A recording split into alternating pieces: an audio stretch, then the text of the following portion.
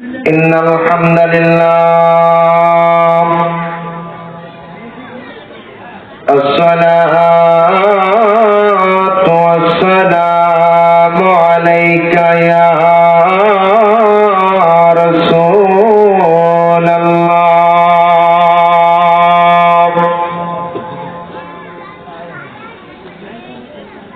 الصلاة والسلام عليك يا حبيب الله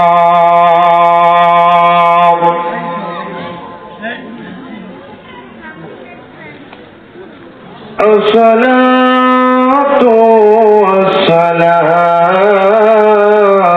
عليك يا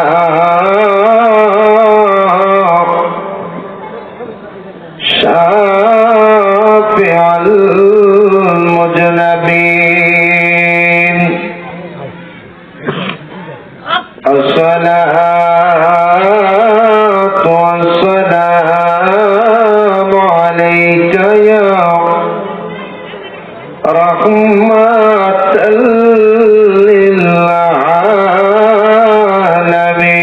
للعالمين قال الله تعالى في قرآن المجيد والحميد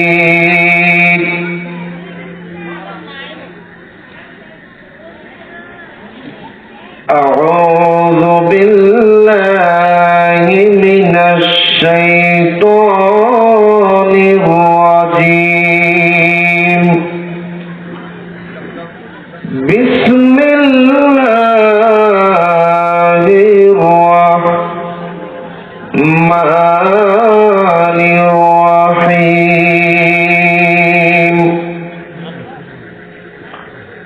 وما خلقت الجن والإنس إلا ليعبدون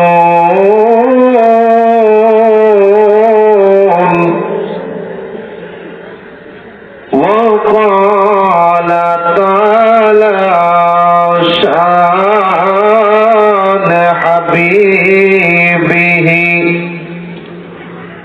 مخبرا وآمرا إن الله وملائكته يصلون على النبي يا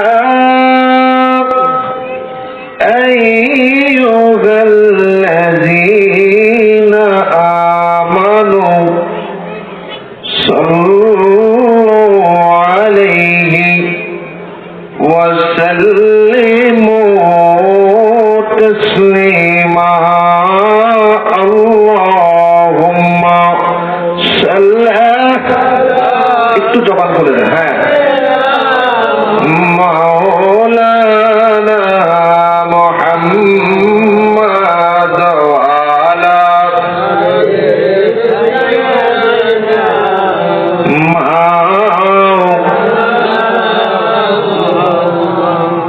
বাবা যে আমার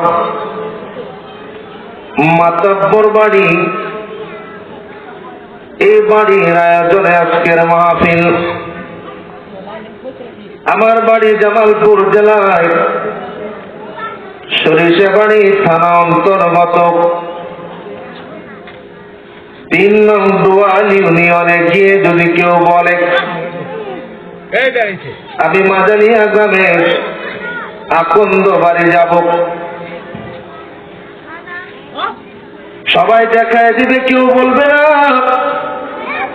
এত বড় বাড়ি আমাদের, এই বাড়িতে পারিবারিক কবরস্থানের সামনে আমি যাইয়া দাঁড়াই।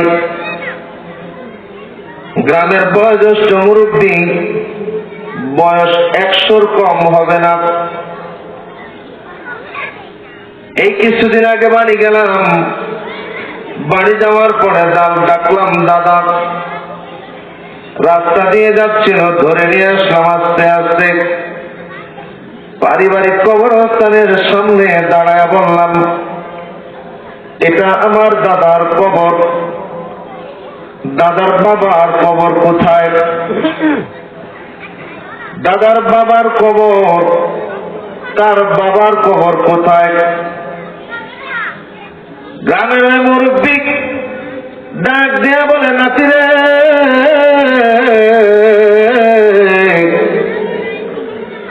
তোমার দাদার কবর এখানে আছে, তার বাবার কবর এখানে আছে, তার বাবার কবর এখানে। তোমাদের সমস্ত পিতৃপুরুষদের কবর এইখানে আছে।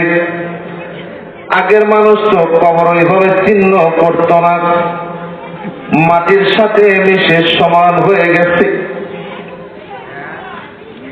চলে যাওয়ার পরে অনেকক্ষণ কবরস্থানের পাশে দাঁড়িয়েছিলাম, চিন্তা করলাম, আজ থেকে 50 বছর কি 60 বছর, 70 বছর কি 80 বছর আগে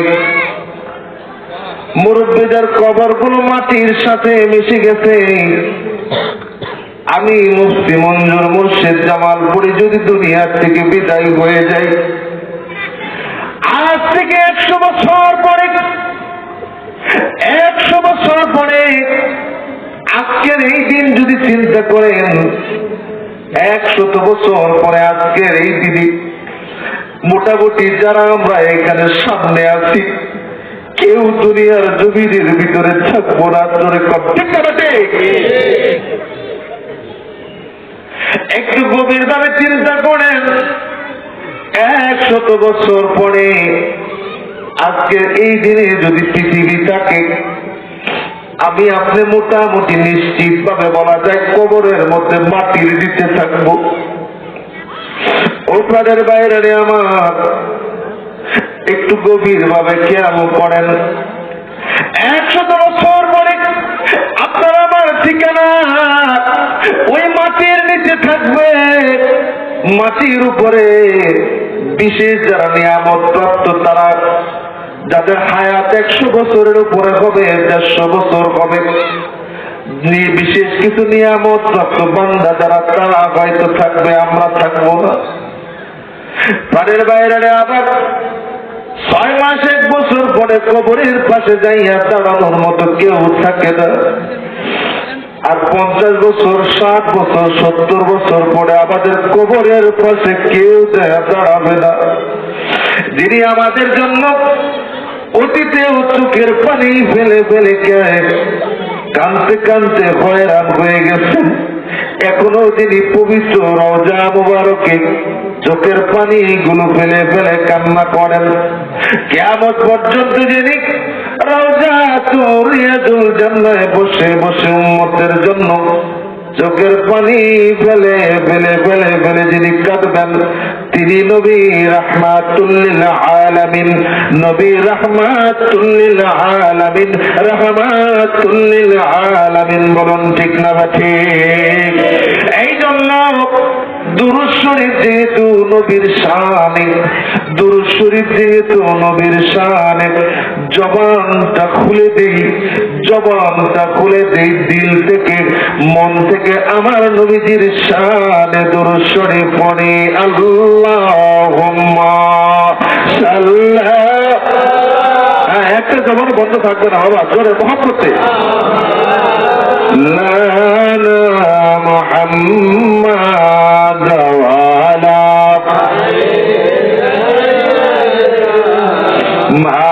মাওলানা। বাড়ি বাড়ি করুন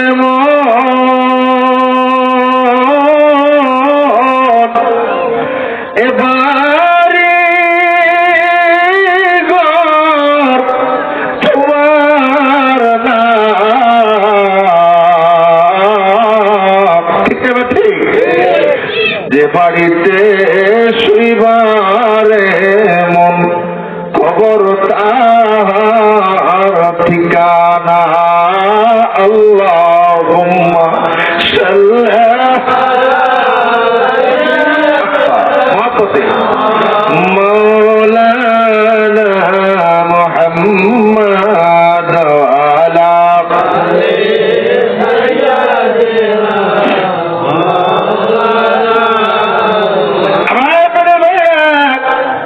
পৃথিবীর জমিনের মধ্যে দুইজনকে আল্লাহ তাআলা বাদশাহী দিয়েছিলেন, সমগ্র দুনিয়ার বাদশাহী দুইজনকে দিয়েছিলেন। কাফিরদের মধ্য থেকেও দুইজন, মুসলমানদের মধ্য থেকেও দুইজন। প্রথম রাজত্ব দিয়েছিলেন হযরত সুলাইমান আলাইহিস সালাতু ওয়াস সালামকে, দ্বিতীয় রাজত্ব দিয়েছিলেন বাদশা যুলকারনাইন। পৃথিবীর জমিনের মধ্যে এত বড় বাদশা, পাওয়ারফুল বাদশা, এত সহায় সম্পত্তি, এত ধনাঢ্য টাকা পয়সা, অসুস্থ হয়ে গেলেন। ডেকে বললেন, ও মন্ত্রী পরিষদের সদস্যরা, ও পাইক পেয়েদারা, আমার কাছে তোমরা আসো। সন্তান সন্ততি পরিবার পরিজনকে নিয়ে বসলেন। ডাক দিয়ে বললেন, আমার জীবনে সময় বুঝি শেষ হয়ে যায়, আমার জীবনের সময় বুঝি শেষ হয়ে যায়।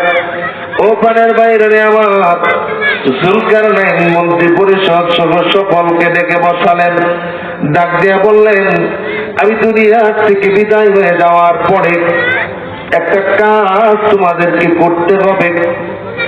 এই বাচ্চা যুলকারনাইন ইরাকের জমিনের মধ্যে পৃথিবীর বিখ্যাত ওই মাকবারায়ে সোনি কবরস্থান, যে কবরস্থানের ভিতরে ৫,০০০-এর উপরে আল্লাহর নিরাপদ আছে, বলুন সুবহানাল্লাহ।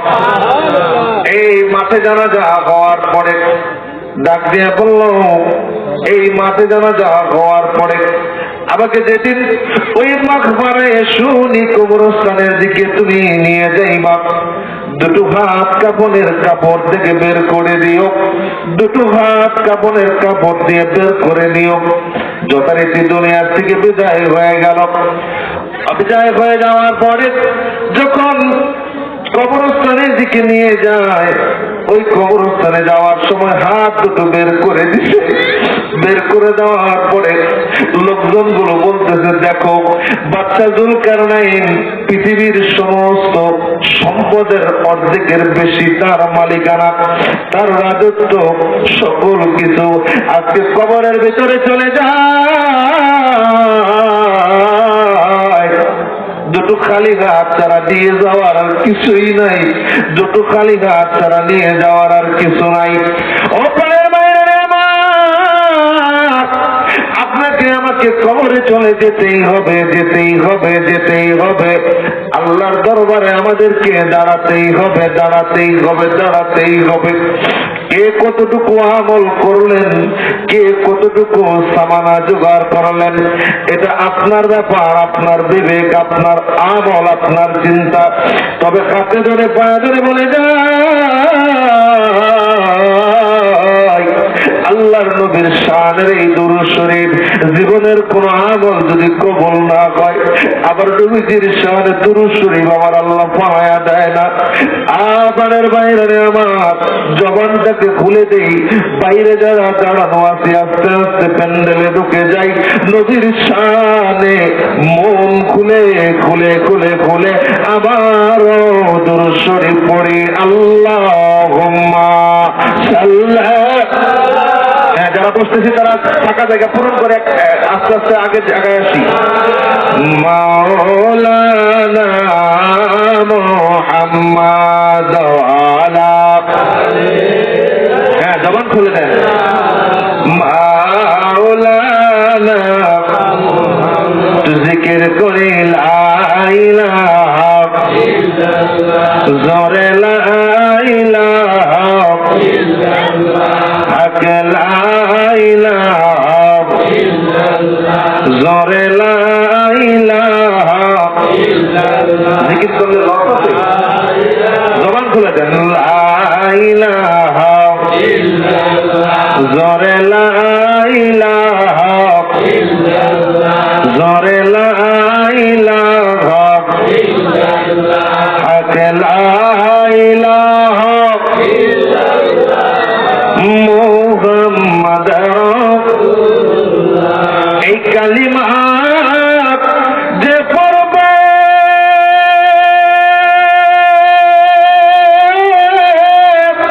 তার মরা কলব জিন্দা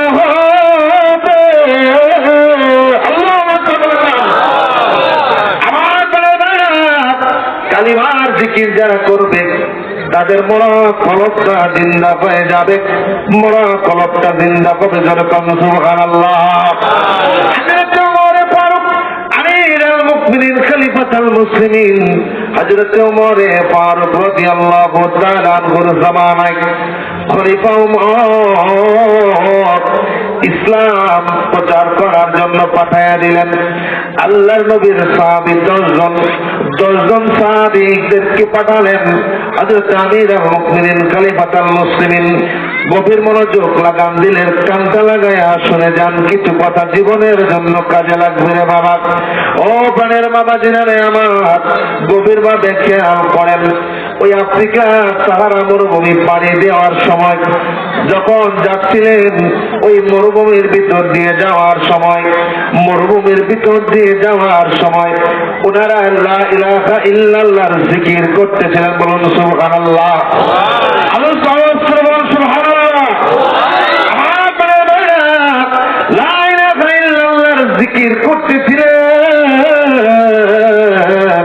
ওই জিকির করার সময় ইল্লাল্লাহর ধাক্কাটা যাইয়া ওই মিশর এবং আফ্রিকার মাঝামাঝি ওই সাহারা মরুভূমির ওই জায়গাটার মধ্যে রাজপ্রাসাদের মধ্যে যাওয়ার পরে আঘাত করার ফলে রাজপ্রাসাদ গুলো কেঁপে ওঠে।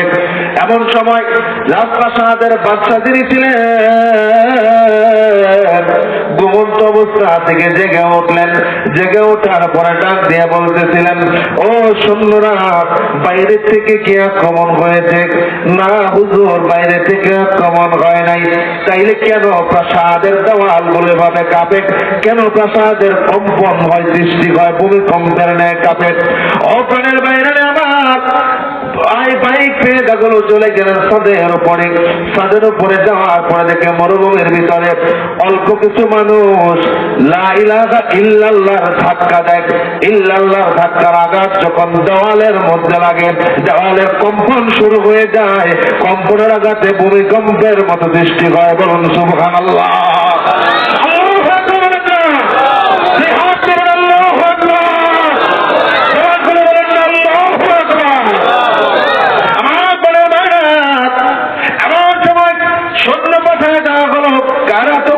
লাগাও, এত চমৎকার বাক্য, কালিমার বাক্য শোনা যায়।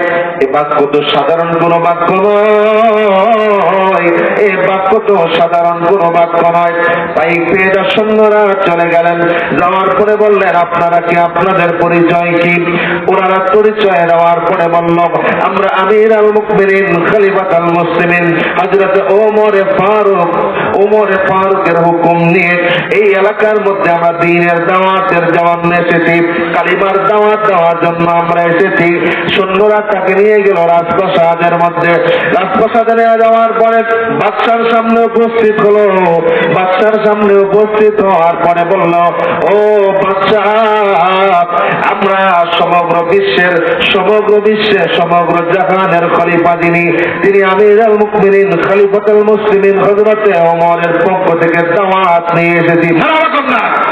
আওয়াজ করুন না মারহাবা। আমরা দাওয়াত নিয়ে এসেছি, কালিমার দাওয়াত নিয়ে এসেছি, কালিমার দাওয়াত নিয়ে আমরা আপনাদের কাছে এসেছি। ও মুসলমানেরা, বাচ্চা ডেকে বলে, মুসলমানেরা, বুঝলাম তোমরা কালিমার দাওয়াত নিয়ে এসেছো। তোমরা কি যেন মনে মনে পড়তেছিলে, আর একটা ধাক্কা সেখান থেকে বের হতেছিল, যে ধাক্কার আঘাতে আমার প্রাসাদের ইট পর্যন্ত, দেওয়াল পর্যন্ত কেঁপে গেছিল।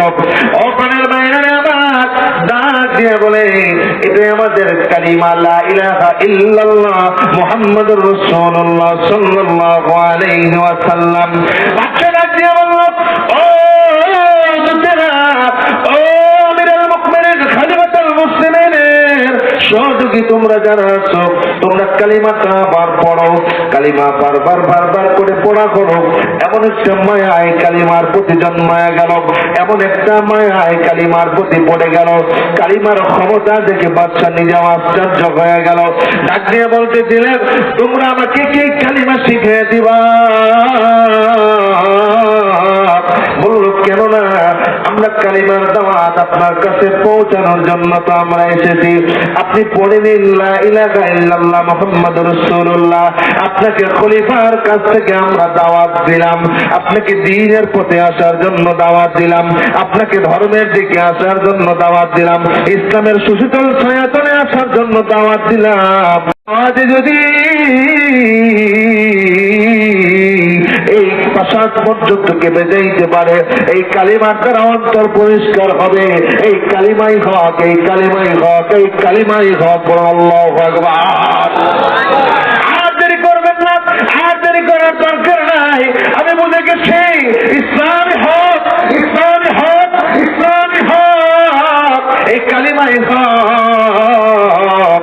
এই কালিমার পতাকার তলে আশ্রয় নিয়ে নেন, আমাকে কালিমার পতাকার তলে দাখিল করে দেন। আর এক মুহূর্ত আমি বলতে চাই না, থাকতে চাই না, আপনাদের পবিত্র জবানে পড়ায় দেন মধুর কালিমা লা ইলাহা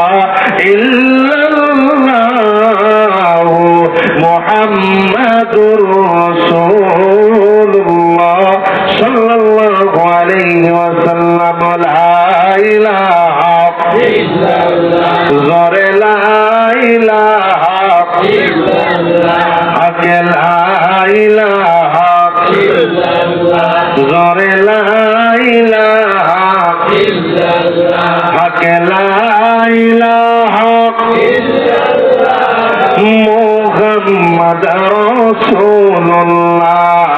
লা ইলাহা ইল্লাল্লাহ, জোরে লা ইলাহা ইল্লাল্লাহ, বড়ি লা ইলাহা ইল্লাল্লাহ, মুহাম্মদ রাসূলুল্লাহ।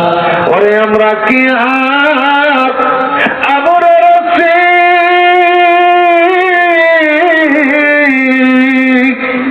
সবই যে মাওলা তোমার বিধি গো। আল্লাহু আকবার। এই কালিমার দামানদার কলবে মাওলার জিকির কর। লা ইলাহা ইল্লাল্লাহ, হক লা ইলাহা ইল্লাল্লাহ, বড়ি লা ইলাহা ইল্লাল্লাহ, মুহাম্মাদুর রাসূলুল্লাহ।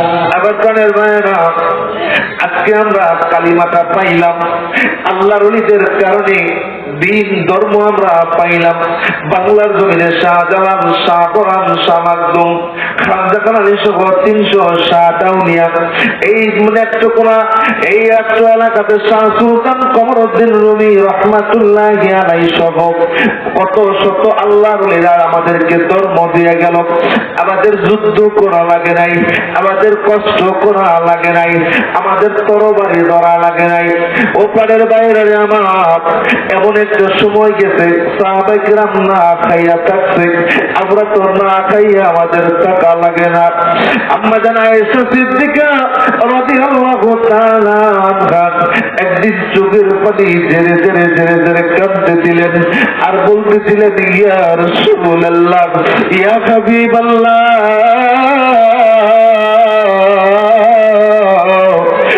আল্লাহর নবী, এমন একটা দিন ছিল গো নবী, আমাদের ঘরে চুলায় 7 দিন পর্যন্ত আগুন জ্বলে নাই, 7 দিন পর্যন্ত না খাইয়া থাকছি, তাও কালিমার সম্মান হয় এমন কাজ আমরা কোনোদিন করি নাই। ও প্রাণের বাইরে আমার মনে পড়ে গেল হযরতে আব্দুল্লাহ রাদিয়াল্লাহু তাআলা আনহুর কথা। কালিমার পতাকা তুলে আশ্রয় নিলেন, মদিনায় আসছিলেন ব্যবসা করার জন্য। ব্যবসা করতে যাইয়া আবার নবীজির নূরানি চেহারা মোবারক দেখে পাগল হয়ে গেছে। আবার নবীজির নূরানি চেহারা দেখা পাগল হয়ে গেছে, নবীজির সাথে কালিমা পড়ে মুসলমান হয়ে গেছে।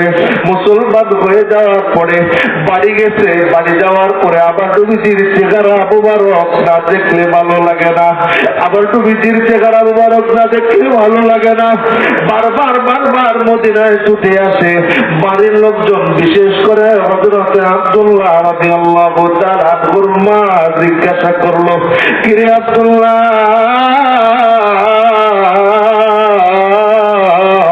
তুই কি বারবার মদিনায় যাস কেন? মায়ের কাছে গোপন করতে পারলো না। ডাক দিয়ে বললো, আম্মা জান, আমি কালিমা পড়ে মুসলমান হয়ে গেছি, কালিমা পড়ে আমি মুসলমান হয়ে গেছি। এই কথা শোনার পরে মার মাথায় যেন আকাশ ভেঙে পড়লো, মার মাথায় যেন আকাশ ভেঙে পড়লো। সন্তান আমার আদরের দন, তাওবার কালিমা পড়ে মুসলমান হয়ে গেছে, কালিমা পড়ে মুসলমান হয়ে গেছে। ডাক দিয়া বলো, আব্দুল্লাহ রে, তুই যদি কালিমা না করস, আমাদের বাড়িতে ধরে রাখা সম্ভব হবে না, সম্ভব হবে না, সম্ভব হবে না। ওখানের বাইরে আমার গভীর মনোযোগ লাগান, আবার দিকে এক খেলেতে থাকেন, গভীর ভাবে খেয়াল করেন কথাগুলারে বাইরে আমার।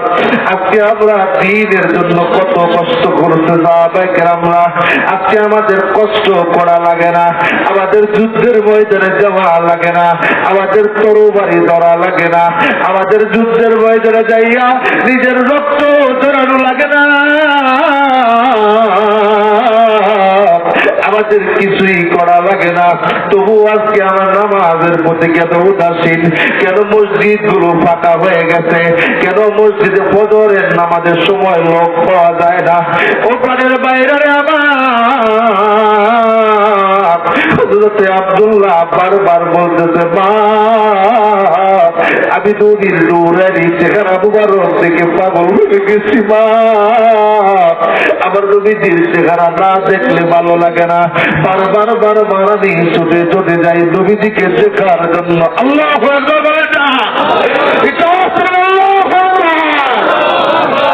আমার বলে না, গভীর ভাবে খেয়াল করে কথাগুলারে পানির বাইরে আমার হযরতে আব্দুল্লাহ ডাক দিয়ে বলেন, আরে মুসলমান হয়ে গেছি, কালিমার পতাকা তুলে আমি আশ্রয় দিচ্ছি, আমি নবীর নূরানি চেহারা মুবারক না দেখলে আমার ভালো লাগে না, যার কারণে আমি বারবার মদিনায় ছুটে যাই। ও মা, ও মা, এই বাড়িতে তো তোমার থাকার জায়গা আর হবে না, তুমি চলে যাও, কারণ তোমার সহায় সম্পদ তোমার বাবা দুনিয়ার থেকে বিদায় হয়ে গেছে।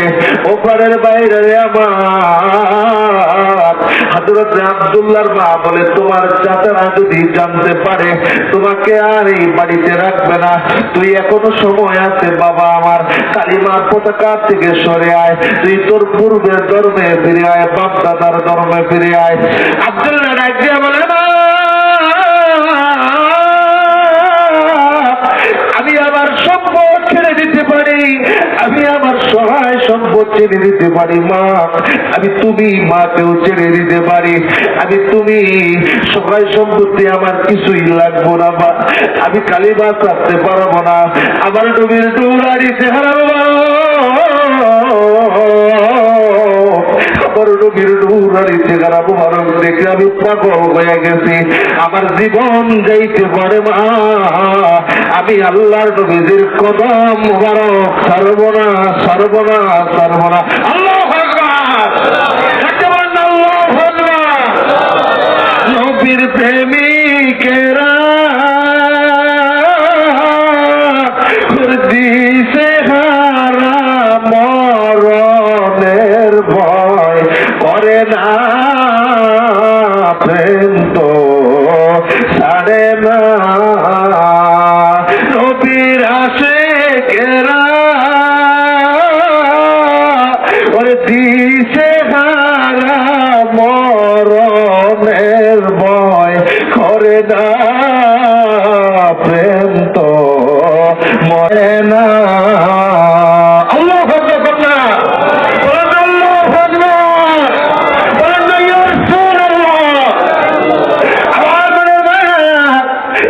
বিষয়টা গোপন থাকলো না, কতদিন পরে প্রকাশ হয়ে গেল। হযরত আব্দুল্লাহকে ডেকে বলা গেল, তোমরা কালিমা ছেড়ে দাও, নকায় সকাই থেকে সম্পত্তি থেকে তোমাকে বাতিল ঘোষণা করা হবে, বাতিল ঘোষণা করা হবে। হযরত আব্দুল্লাহ ডাক দিয়ে বলে, না গো না, আমি কালিমা ছাড়তে পারবো না, কালিমা ছাড়তে পারবো না। আমার উপরে যত অত্যাচার করো, আমার উপরে যত শৃঙ্খলা চালাও, আমি কালিমা ছাড়বো না, কালিমা ছাড়বো না। আবার নবীজির নূরানি চেহারা মোবারক দেখলে আবার শান্তি লাগে, আবার কলিজা শীতল হয়ে যায়, আবার কলিজা ঠান্ডা হয়ে যায়। ও প্রাণের বাইরে আমার, এটা ছিল সাহাবায়ে কেরামদের ঈমান, সাহাবায়ে কেরামদের ঈমান, সাহাবায়ে কেরামদের ঈমান।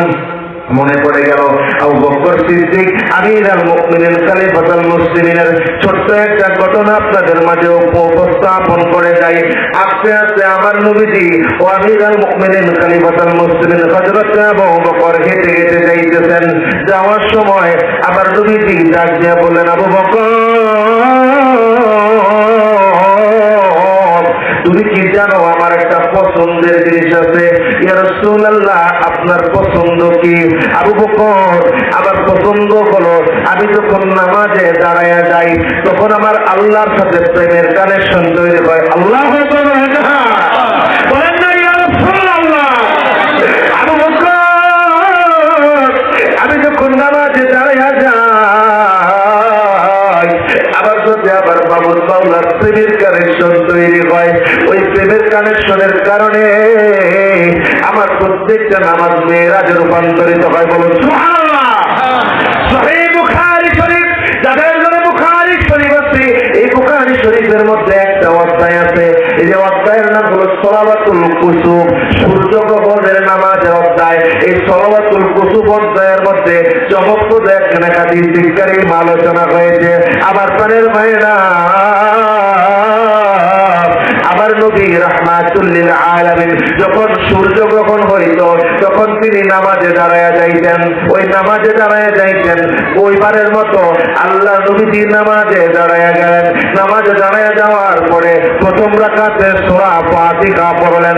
সূরা ফাতিহা পড়ার পরে, সূরা ফাতিহার পরে সূরা বাকারা পড়লেন। সূরা বাকারা পড়ার পরে দ্বিতীয় রাকাতে সূরা ফাতিহার পরে সূরা আলে ইমরান পড়লেন। এত লম্বা সূরা নামাজ পড়ার পরে আল্লাহ নবীজি নামাজ পড়তেছিলেন, নামাজ পড়তেছিলেন, নামাজ পড়তেছিলেন। নামাজ পড়ার পরে নামাজ শেষ হয়ে গেল, সালাম ফিরাইলেন, আসসালামু আলাইকুম ওয়া রাহমাতুল্লাহ, আসসালামু আলাইকুম ওয়া রাহমাতুল্লাহ। নামাজ পড়া শেষ হয়ে গেল। নামাজ পড়া শেষ হয়ে যাওয়ার পরে আল্লাহ নবীজি উঠে দাঁড়ালেন। উঠে দাঁড়ায়া আসমানের দিকে হাত বাড়াইয়া দিলেন, পবিত্র ডান হাত মোবারক আসমানের দিকে হাত বাড়াইয়া দিলেন। বলুন সুবহানাল্লাহ।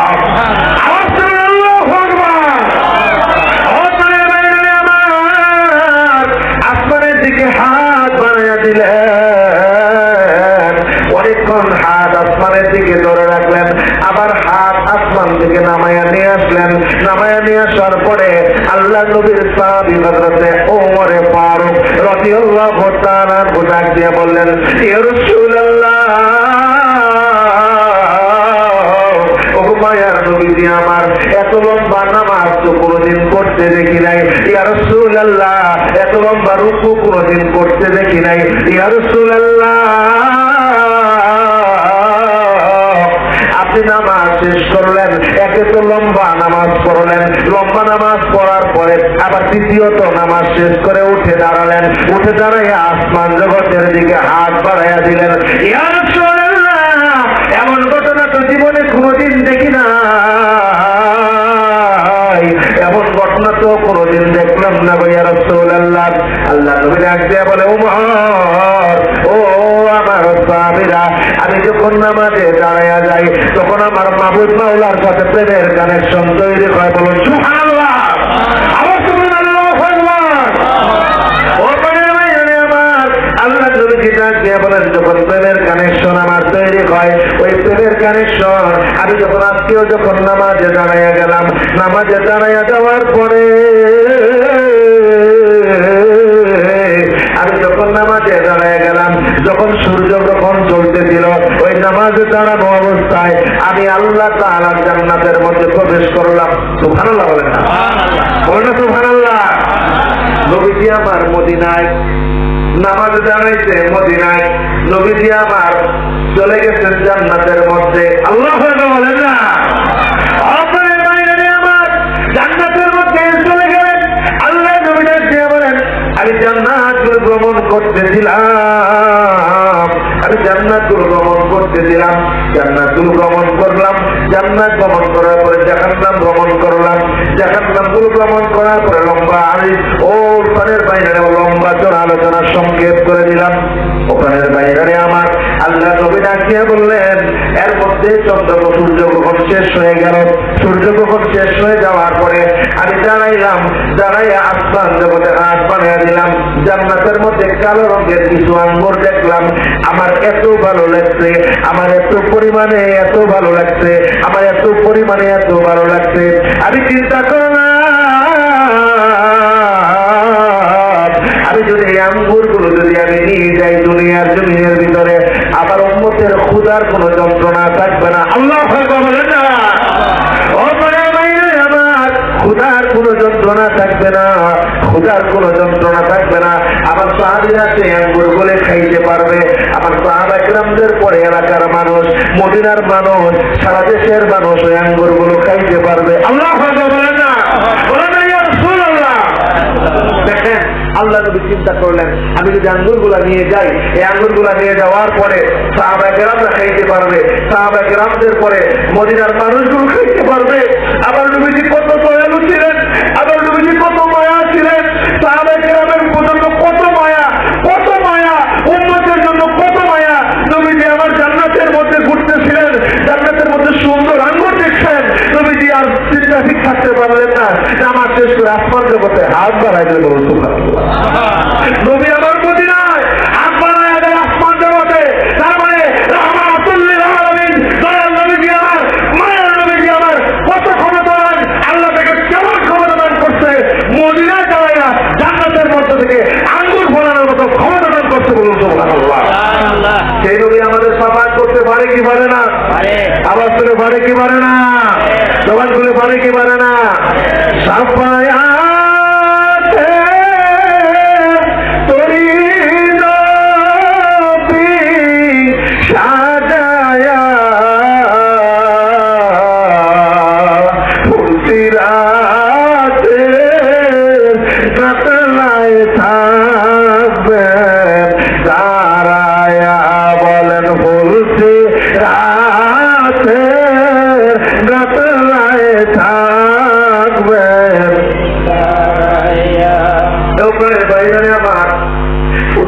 কাতলায় থাকবেন শুধুমাত্র উম্মতের জন্য, উম্মতের জন্য, উম্মতের জন্য, উম্মতের জন্য। বলেন দুনিয়া থেকে বিদায় হওয়ার পরে আল্লাহ সরাসরি জান্নাত দিতে পারতো কি পারতো না? আওয়াজ তুলে পারতো কি পারতো না? জবান খুলে বলেন পারতো কি পারতো না? কবর থেকে সরাসরি জাহান্নামে দিতে পারতো কি পারতো না? সেই ক্ষমতা আসেনি আল্লাহ? আওয়াজ তুলে আসেনি? কেন হাসরের ময়দান, কেন আল্লাহ তাআলা হাসরের ময়দান সাজাইলো, কেন আল্লাহ তাআলা হাসরের ময়দান সাজাইলো? আমার আল্লাহ তাআলা বলে দিলেন বন্ধু আমি আপনাকে মাকামে মাহমুদ দান করছি, আমি আপনাকে কাউসার দান করছি। এগুলা কেন দান করছি জানেননি? ওপরের বাইরে আমার মাকামে মাহমুদের লম্বা জোড়া আলোচনা। এই মাকামে মাহমুদের ব্যাখ্যা করতে গেলে আমি এই মুহূর্তে প্রায় 10টা তাফসীর থেকে আলোচনা করতে পারবো। ওপরের বাইরে আমার মাকামে মাহমুদ এমন একটা সম্মান, এমন একটা জায়গা আবার নবীজিকে আল্লাহ দিলেন। আল্লাহ এমন একটা জায়গা দিলেন যে জায়গাটা হলো আমার নবী চাইতে দেরি হবে, আল্লাহ তাআলা দিতে দেরি করবে না। বলে সুবহানাল্লাহ। আল্লাহু আকবার বলেন না? জবান খুলে বলেন না ইয়া রাসূলুল্লাহ। আমার ঘরের বাইরা হাউজে কাউসার কেন দিলেন? হাউজে কাউসার দেওয়ার কেন দরকার ছিল? একটাই মাত্র কারণ, একটাই মাত্র কারণে হাউজে কাউসার দান করলেন, একটাই মাত্র কারণে হাউজে কাউসার দান করলেন। ওপারের বাইরে আমার, আবার তুমি কি উম্মত বড় গুনাহগার, আমরা বড় গুনাহগার, আমরা হলাম গুনাহ মার্কা মানুষ, আমরা গুনাহ করতে করতে আসমান জমিন গড়িয়ে ফেলেছি। ওপারের বাইরে আমার, এই মাতাব্বর বাড়ি, এই এলাকার মানুষেরা বুকে হাত দিয়া বলেন তোমাদের বাইরে আমার কে এমন আছেন? এই মাহফিলে তো মোটামুটি মানুষজন প্রায় আসতেছে, পরে যাইতেছে, মাইকের আওয়াজ যত দূর পর্যন্ত যায়। কে এমন আছো বলো, আল্লাহ নবীর সাফায়াত রাখবে না? আমি আবার নামাজ দিয়ে, আমি আবার রোজা দিয়ে, আমি আবার আমল দিয়ে পার হয়ে যাব। কে আছো তো হাত তুলে দেখায়া দেন তো দেখি। কেউ নাই, কেউ নাই। এই মুহূর্তে যদি দুনিয়ার জমিন থেকে বিদায় হয়ে যাই, একটাবার নিজের অন্তরকে প্রশ্ন করে দেখেন, একটাবার নিজের কলিজাকে প্রশ্ন করে দেখেন, আমি যে নামাজ পড়ছি, আমি যে রোজা রাখছি, আমি যে ইবাদত করছি, একটাবার চিন্তা করে দেখেন, এই মুহূর্তে যদি দুনিয়ার থেকে বিদায় হয়ে যায়, এই মুহূর্তে যদি আজরাইল আইসা যায়, কে আছেন এমন এলাকার মধ্যে আমার রবি লাগবে না, আমি নামাজ দিয়ে পার হয়ে যাব? কে আছো এমন আমার নামাজ দিয়ে আমি পার হব, আমার রোজা দিয়ে আমি পার হব? কেউ নাই, কেউ নাই, কেউ নাই, কেউ নাই। কারণ এমন নামাজ আমরা পড়তে পারি না, এমন রোজা আমরা রাখতে পারি না, আমরা তাহাজ্জুদ নামাজ এখন পড়ি না। তাহাজ্জুদের সময় আল্লাহর ওলিরা ঘুমায় না, পশু পাখি গাছপালা তরলতা কেউ ঘুমায় না, আল্লাহ তাআলার জিকির করে, ইবাদত করে। ওখানের বাইরে আমার এই এলাকার 10 জন মানুষ, এমন মানুষ খুঁজে পাওয়া যাবে না যারা তাহাজ্জুদ নিয়মিত পড়ে, আল্লাহ দরবারে কান্নাকাটি করে, এমন মানুষ খুঁজে পাওয়া যাবে না। তার মানে বোঝা গেল ইবাদত দিয়ে আল্লাহর দরবারে জান্নাত পাবো, ওই আশা এই আমি মুফতি মঞ্জুর মুর্শিদ জামালপুরি আমি করতে পারি না। আমি আল্লাহর দরবারে জমা খেয়ে যাব, নামাজের হকগুলো ঠিক মতো আদায় করতে পারি না, রোজাগুলি ঠিক মতো আদায় করতে পারি না, আল্লাহর দরবারে আমার ইবাদত নাই, আমি পার করতে পারবো না। ইয়া রাসূলুল্লাহ, ইয়া হাবিবাল্লাহ, আমরা গুনাহ মার্কা উম্মত, আমরা গুনাহ মার্কা মানুষ।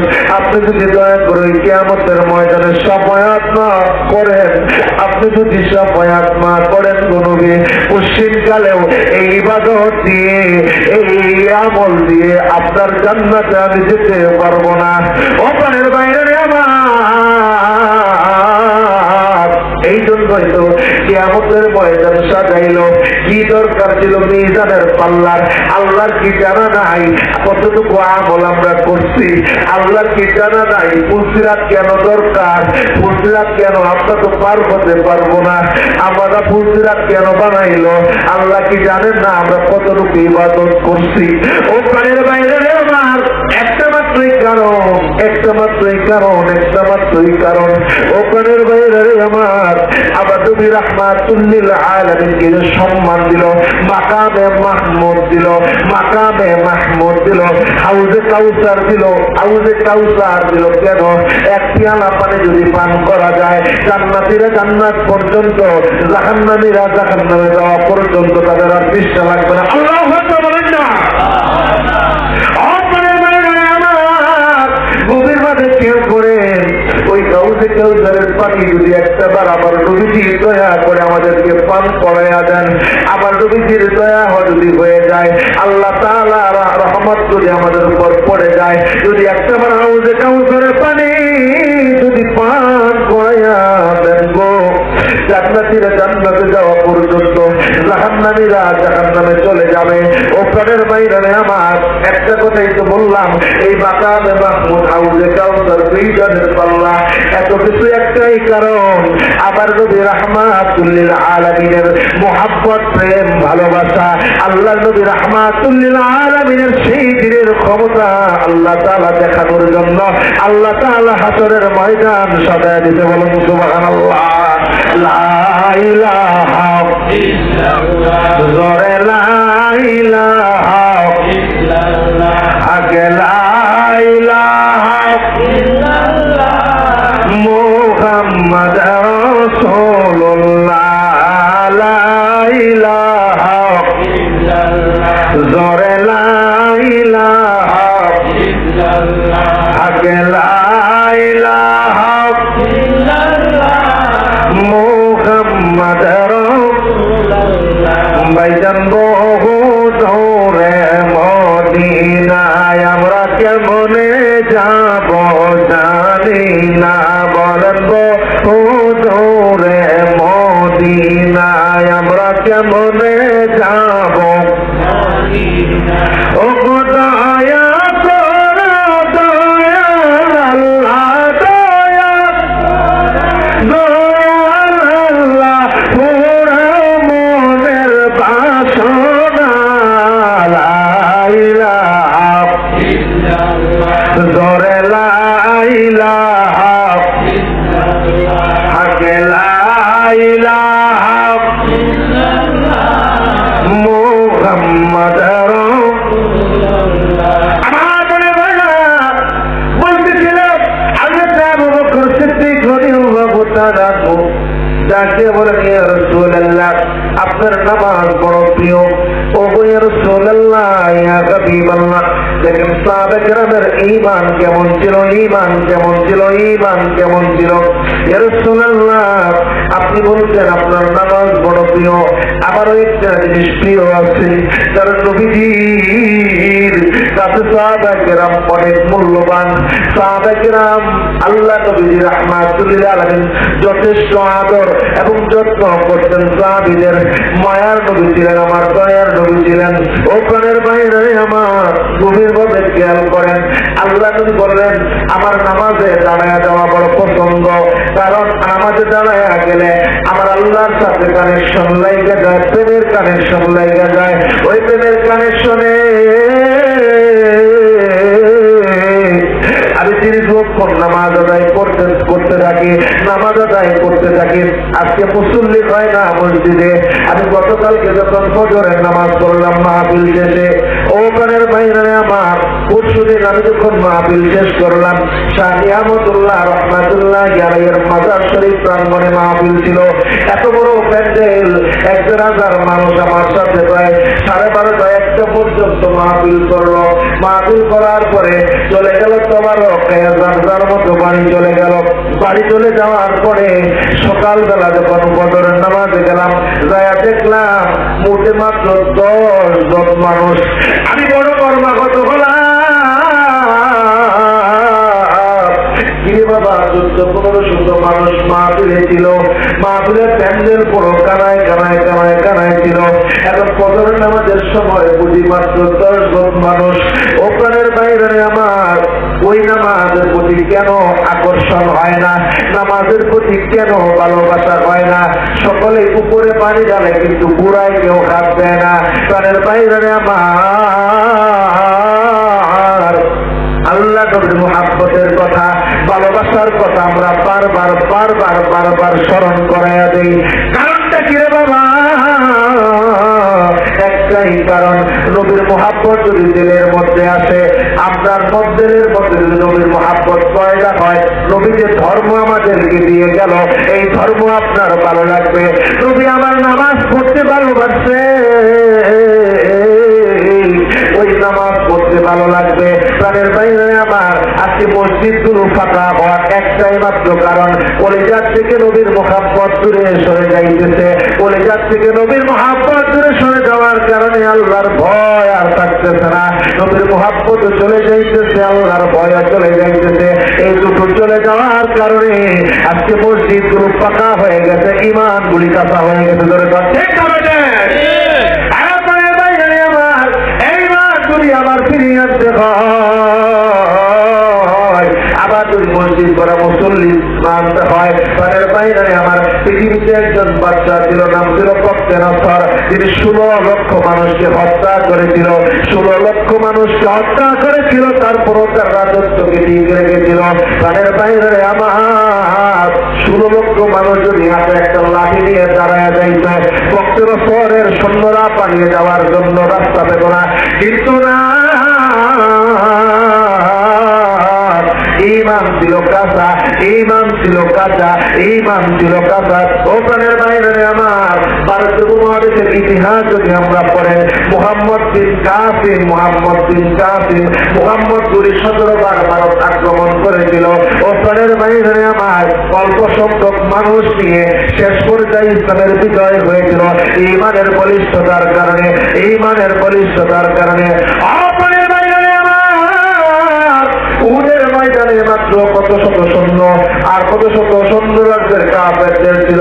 বদরের যুদ্ধে 313 জন, মতান্তরে 1000 জন। এইভাবে যদি হিসাব করতে যাই, একমাত্র ইমানের পরে বলিয়ান থাকার কারণে কাফিরের বাচ্চারা কোনোদিনও আমাদেরকে তোমায় রাখতে পারে নাই। আজকে মুসলমান মার খায় শুধু একটা মাত্র এই কারণে, একটা মাত্র এই কারণে, একটা মাত্র এই কারণে কলিজার থেকে নবীর প্রেম ভালোবাসা দূর হয়ে গেছে। নবীর প্রেম ভালোবাসার সাথে আল্লাহ তাআলার ভয়ভীতির সম্পর্ক, কারণ আতিউল্লাহ সাথে আতিউর রাসূলের সম্পর্ক। আতিউর রাসূল যেখানে হবে সেখানে আতিউল্লাহ হয়ে যাবে। বলুন সুবহানাল্লাহ। একটা সাথে একটা সম্পর্ক বিদ্যমান, একটার সাথে একটা রিলেটেড। ও প্রাণের বাইরে আমার, যখনই আপনার নবীর মুহাব্বত দূর হয়ে যাবে, নবীর প্রতি আপনার চিন্তাগুলি আসবে, নবী ইবাদত দূর দিয়ে গেল, নামাজ মেয়েরাতে গায়ে দিয়ে গেল, ওই নামাজের প্রতি আপনার মুহাব্বত থাকবে না। নবী মিসওয়াক দিয়ে গেল, মিসওয়াকের প্রতি আপনার মুহাব্বত থাকবে না। নবী সুন্নত দিয়ে গেল, সুন্নতের প্রতি আপনার মুহাব্বত থাকবে না। কেন রে বাবা? সহজার একটা উদাহরণ দিয়ে যাই।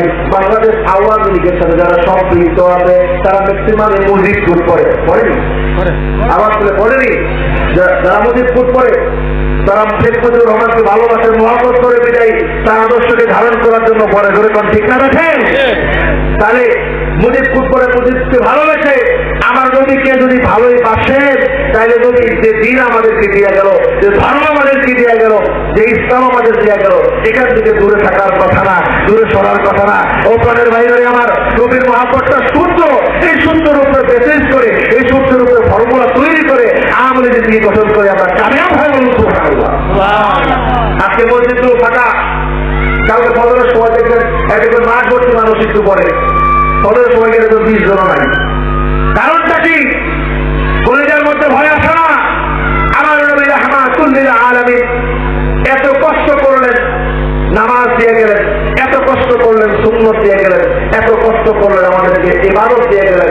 আরে নবীর মহাব্বতই তো নাই। নবী যে ধর্ম আমাদেরকে দিয়ে গেল তার প্রতি মহাব্বত কিভাবে হবে? আগে নবীর প্রতি মহাব্বত তৈরি করেন, নবীর প্রতি ইশক তৈরি করেন, নবীর জন্য কাঁদেন। রাহমাতুল লিল আলামিনের মহাব্বত থাকার কারণে, রাহমাতুল লিল আলামিনের প্রতি প্রেম থাকার কারণে এক একজন সাহাবী জীবনকে বিলিয়ে দিতে ভয় করে নাই, জীবনকে জীবন মনে করেন নাই। আল্লাহ নবীর কথার উপরে, ইয়াকিনের উপরে, ঈমানের উপরে আস্তে আস্তে তারা জীবন দিয়েছে। শিক্ষা রাখে এই ইসলাম যদি আবার ফিরিয়ে আনতে হয়, আবার যদি মসজিদ ভরা শুনে আনতে হয়, আমাদেরকে অবশ্যই অবশ্যই নবীর মহাব্বতের দিকে রাফত করতে হবে, নবীর মহাব্বতের দিকে ঢুকতে হবে। নবীর প্রতি মহাব্বত তৈরি হলেই হারি আমার নবী নামাজ পড়ছে, আমার নামাজ ছাড়া যাবে না। আমার নবী মিসওয়াক করছে, মিসওয়াক ছাড়া যাবে না। আমার নবী যেভাবে যা করছে আমাদের ছাড়া যাবে না। তখনই আপনার আস্তে আস্তে আস্তে আস্তে আস্তে আস্তে ইমান গিটারা হওয়ার কারণে, বুলন্দ হওয়ার কারণে আমলের দিকে ঝোঁক চলে যাবে। আমল যখন হবে, ইমান আমল দুয়ে মিলে আল্লাহ জান্নাত বলুন সুবহানাল্লাহ। আওয়াজ করুন আল্লাহু আকবার। লা ইলাহা ইল্লাল্লাহ, জোরে লা ইলাহা ইল্লাল্লাহ, আগে লা ইলাহা ইল্লাল্লাহ।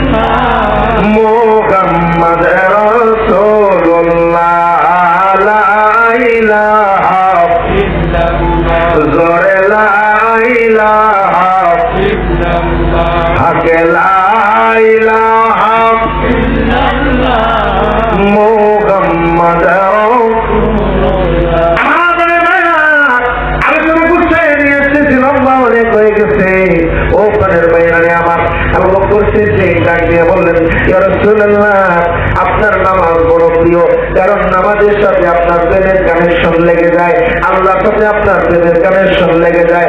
আমার নবী ডাক দিয়ে বললেন, ওই প্রেমের কানেকশন দিয়ে যদি আমার কোন উম্মত নামাজ আদায় করে, আমার কোন উম্মত যদি নামাজ আদায় করে, আমার কোন উম্মত যদি নামাজের মুসল্লায় দাঁড়ায় যায়, ওই নামাজটা হবে মেয়েরা স্বরূপ। বলুন সুবহানাল্লাহ।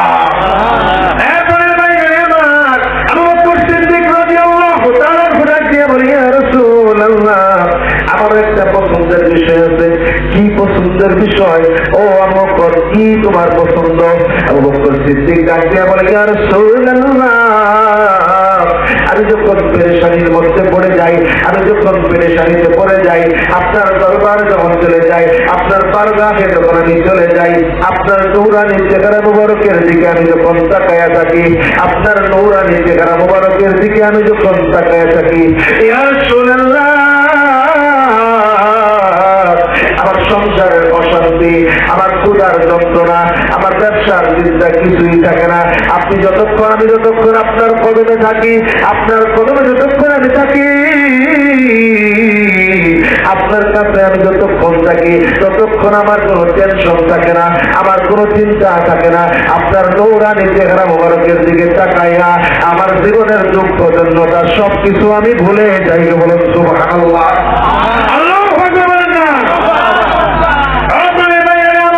এটা ছিল সাহাবা কিরামদের ঈমান, এটা ছিল সাহাবা কিরামদের মুহাব্বত, এটা ছিল সাহাবা কিরামদের প্রেম। ও প্রাণের ভাইরা আমার, বলতেছিলাম হযরত আব্দুল্লাহর কথা, ওখান থেকে দিকে চলে আসছিলাম।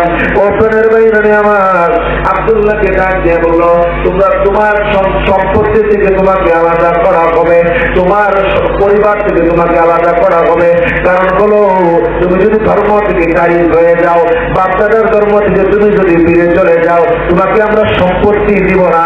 ও প্রাণের বাইরে আমার, হযরত আব্দুল্লাহ ডাক দিয়ে বলেন, ইয়া রাসূলুল্লাহ, ইয়া হাবিবাল্লাহ, আমি সম্পদগুলো ছেড়ে দিছি। ও প্রাণের বাইরে আমার, আব্দুল্লাহ রাদিয়াল্লাহু তাআলার মাকে ডাক দিয়ে বললেন, মা, ও মা, আমার সম্পদের দরকার নাই, আমি সম্পদ চাচ্ছে পারি, পরিবার চাচ্ছে পারি, আমি সকল কিছু ছেড়ে দিতে পারি। আমি যে নবীর কদম মুবারকে কালিমার পতাকা তলে আশ্রয় নিয়েছি, আমি যে কালিমা পড়ে মুসলমান হয়ে গেছি, ওই কালিমা আমার কাছে বড় দামি। আমার জীবন যাইতে পারে, আমার জীবন চলে যাইতে পারে, সম্পদ চলে যাইতে পারে, তুমি আমার জন্মদাত্রী মা, তোমাকেও আমি ছাড়তে পারি, আমি আল্লাহ নবীর কদম মুবারক ছাড়বো না। বলুন সুবহানাল্লাহ। পরিবার থেকে চলে আসলে, পরিবার থেকে চলে আসার পরে গায়ে কাপড় পর্যন্ত খুলে রাখা হলো। ও প্রাণের ভাইজানে আমার, কত কষ্ট সাহাবায়ে দ্বীনের জন্য করছেন। আজকে দ্বীনের জন্য আমাদের তরবারি ধরা লাগে নাই, দ্বীনের জন্য গায়ের রক্ত ঝরানো লাগে নাই, দ্বীনের জন্য আমাদের কষ্ট করা লাগে নাই। আমরা রেডিমেড ইসলাম পাইছি, তারপরও মসজিদে মুসল্লি পায় না, ওয়াজের মাহফিলে প্যান্ডেলে লোকজন থাকে না। তার কারণটা কি? তার একটাই কারণ, আস্তে আস্তে আস্তে আস্তে নবীর মুহাব্বত কমে যাইতেছে, উড়ে যাইতেছে। নবীর মুহাব্বত না থাকার কারণে ঈমানের মধ্যে গাফলা হয়ে যাইতেছে, আর ঈমানের মধ্যে গাফলা হওয়ার কারণে আপনার জিন্দেগি থেকে আমল উড়ে যাইতেছে। সুতরাং প্রাণের বাইরে আমার, আবার যদি আমলে জিন্দেগিতে ফিরে আসতে হয়, আবার যদি ঈমান তাজা করতে হয়, আমার নবীর প্রেম বিঘনে গতি নাই। বলুন সুবহানাল্লাহ। আল্লাহু আকবার।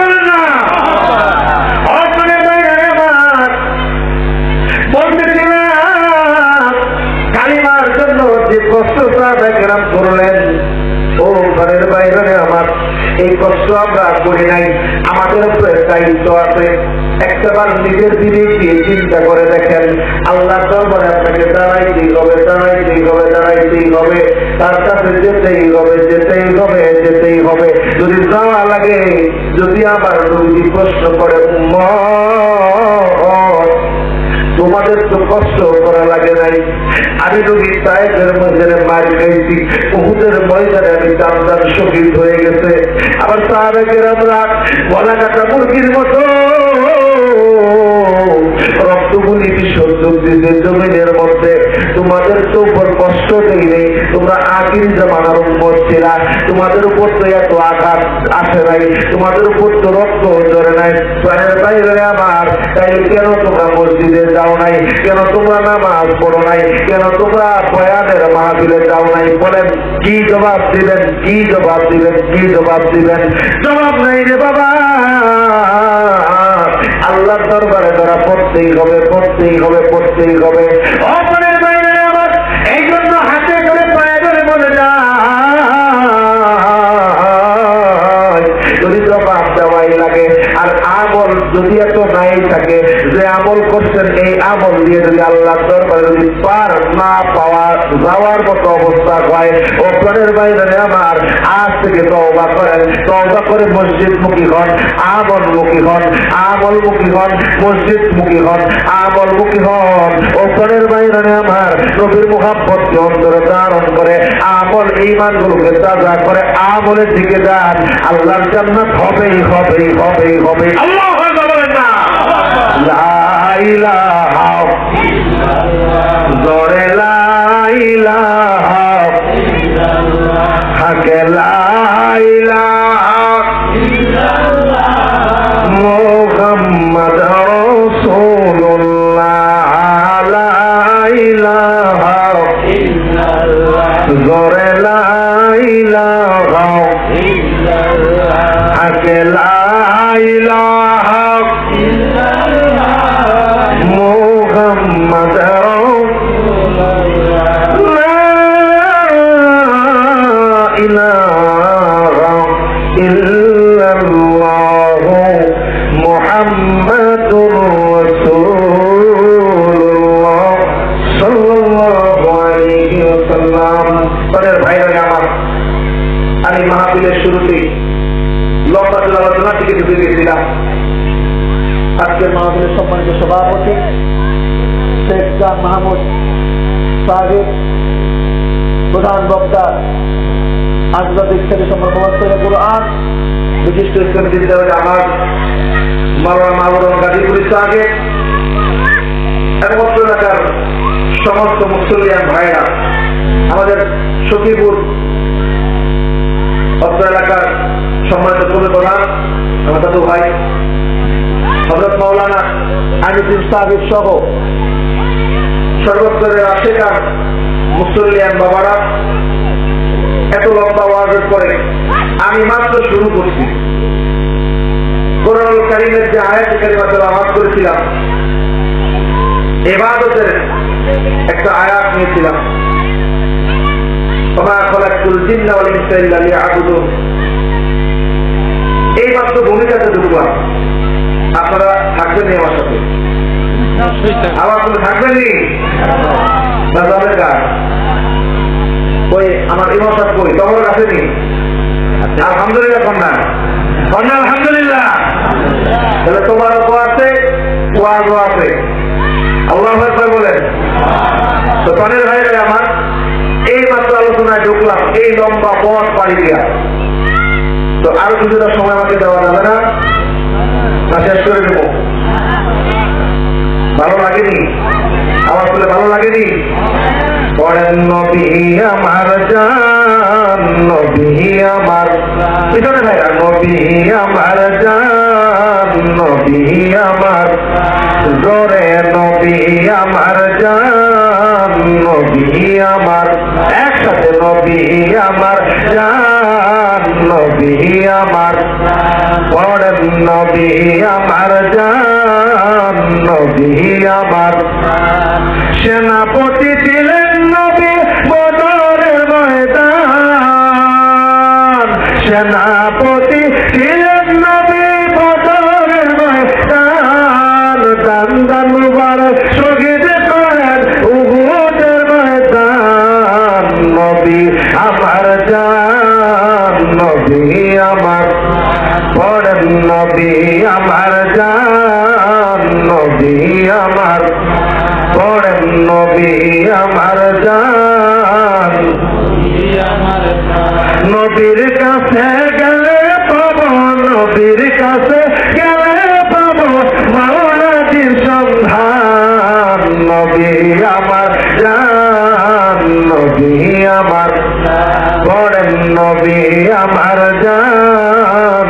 আপনি আমার লা ইলাহা ইল্লাল্লাহ জোরে লা ইলাহা ইল্লাল্লাহ আগে লা ইলাহা ইল্লাল্লাহ মুহাম্মদ রাসূলুল্লাহ। আমাদের বাপ কুরআনুল কারীম থেকে আয়াত কারিমা তেলাওয়াত করেছি। আমাদেরকে আর জিন্দাদেরকে আল্লাহ বানাইছে শুধুমাত্র ইবাদতের জন্য, ইবাদতের জন্য, ইবাদতের জন্য। বলুন সুবহানাল্লাহ, আওয়াজ করুন সুবহানাল্লাহ। আমাদেরকে ইবাদতের জন্য বানাইলো। আমাদের পূর্বে যে জাতি ছিল, এই জাতির নাম ছিল জিন জাতি। এই জিন জাতি লক্ষ লক্ষ বছর আল্লাহ তাআলার ইবাদত করেছিল। আল্লামা ইবনে আব্দুল কাইয়ুম জাওজি রাহমাতুল্লাহ আলাইহি একটা কিতাব বাবা লিখেছেন, কিতাবুর রূহ। এই কিতাবুর রূহের ভিতরে উর্দু ভাষার এই কিতাব এত চমকপ্রদ ভাবে তিনি বিস্তারিত আলোচনা করতে যাইয়া এই আয়াতের রেফারেন্সটা টানলেন। প্রাণের বাইরে আমার, ও প্রাণের বাইরে আমার, গভীর ভাবে খেয়াল করেন। আমাদের আগে একটা জাতি দুনিয়ার জগতে আল্লাহ বানাইছিল। এই জাতির নাম জিন জাতি। এই জাতিটা লক্ষ লক্ষ লক্ষ লক্ষ বছর আল্লাহ তাআলার ইবাদত করছে। আল্লাহ তাআলার সাথে ইবাদত করার কারণে আল্লাহ তাআলার ইবাদত করলেও মানুষের প্রতি যে প্রেম ভালোবাসা, ওই প্রেম ভালোবাসা তাদের প্রতি তৈরি হয় নাই। বলুন সুবহানাল্লাহ।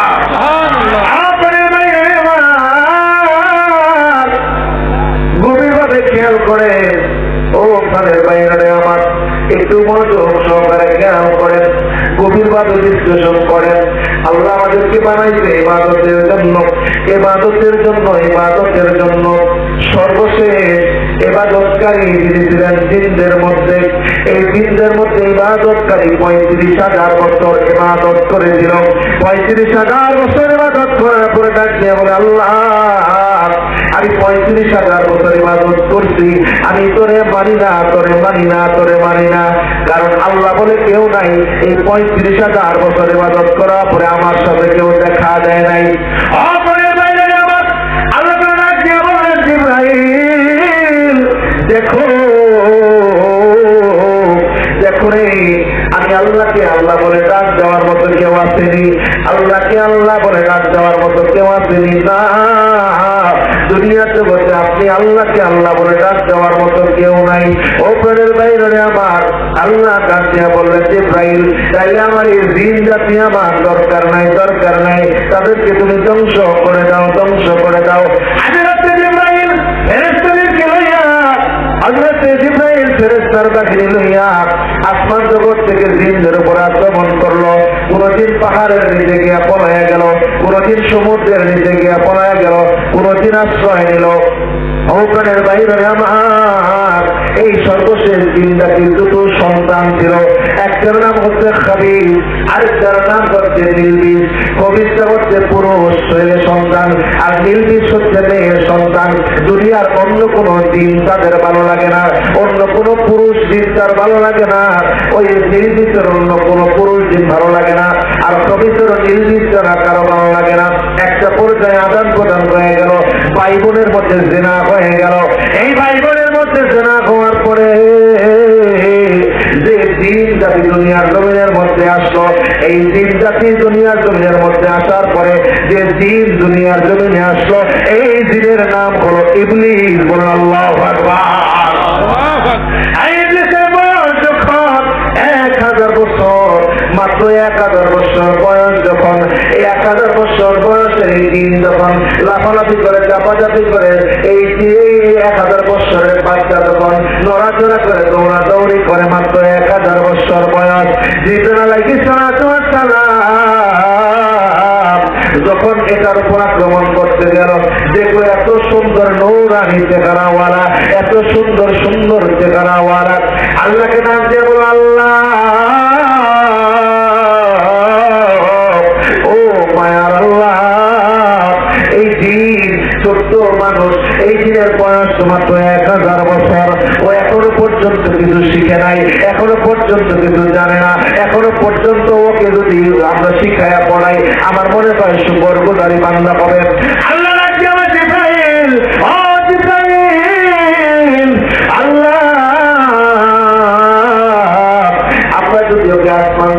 নিয়ে আসি, আমরা যদি ওকে শিখাই, আমরা যদি ওকে পড়ায় নেই, আমরা যদি ওকে বুঝায় নেই, আমার মনে হয় শুকরগুজারি বান্দা হবে। সেই দিন আল্লাহ বলেছিল জিবরাইল তুমি ওকে আসমান জগতে নিয়ে আসতে চাও, আমি বাধা দেব না, তবে আমি আল্লাহ যা জানি তুমি তা জানো না। বলুন সুবহানাল্লাহ। তারপরে ইবলিস আগেকার না, সেই তখনকার মা বাবার মিলনে ঠিকই আছে, কিন্তু সেটা মা বাবা ছিল আপন ভাই বোন, যার কারণে জন্ম থেকেই সে ছিল এরকম। পরবর্তীতে আল্লাহ বললেন জিবরাইল তুমি আসমান জগতে নিয়ে আসতে চাও, ভালো কথা, শিখাইতে চাও, পড়াইতে চাও, ঠিক আছে, কিন্তু আমি আল্লাহ তা জানি, তুমি আল্লাহ তা, তুমি জিবরাইলটা জানো। তার মানে আল্লাহ তা তোমার জানতে, ঠিক না ঠিক? আমার ও তো জন্ম থেকেই শয়তান, ও তো জন্ম থেকেই শয়তান, কত মানুষের শয়তানি করবে, ঠিক না ঠিক?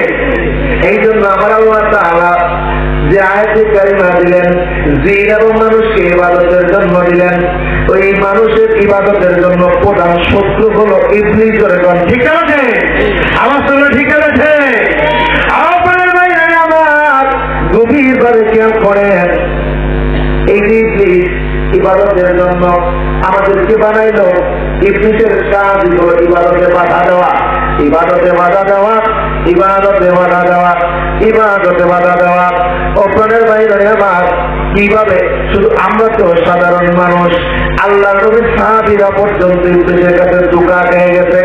ওপরের বাইরে আমার সহিহুল বুখারীর মধ্যে এই আয়াতুল কুরসির ফজিলত সম্পর্কে একখানা হাদিস কারিমা আছে। হাদিস আবু হুরায়রা রাদিয়াল্লাহু তাআলা আনহু বাইতুল মাল পাহারা দেয়, এই বাইতুল মাল পাহারা দেয় আবু বকর সিদ্দিক রাদিয়াল্লাহু তাআলা আনহু, আল্লাহ নবী রাহমাতুল লিল আলামিন সকলে মিলে এই বাইতুল মাল পাহারা দেওয়ার জন্য দিলেন হযরত আবু হুরায়রাকে দায়িত্ব। আবু হুরায়রা তুমি রাত থেকে জেগে জেগে জেগে জেগে জেগে বাইতুল মাল পাহারা দিবা। বাইতুল মাল পাহারা দিতেছে, এমন সময় ইবলিস বুড়ার শয়তানের রূপ ধারণ করে, বুড়ো মানুষের রূপ ধারণ করে আস্তে আস্তে আস্তে আস্তে বাইতুল মালে ঢুকছে। বাইতুল মালে ঢুকার পরে গম দিচ্ছে, এই গম দেওয়ার পরে আবু হুরায়রা হাত ধরছে, এই চোর তুমি কেন রাতের বেলা চুরি করো?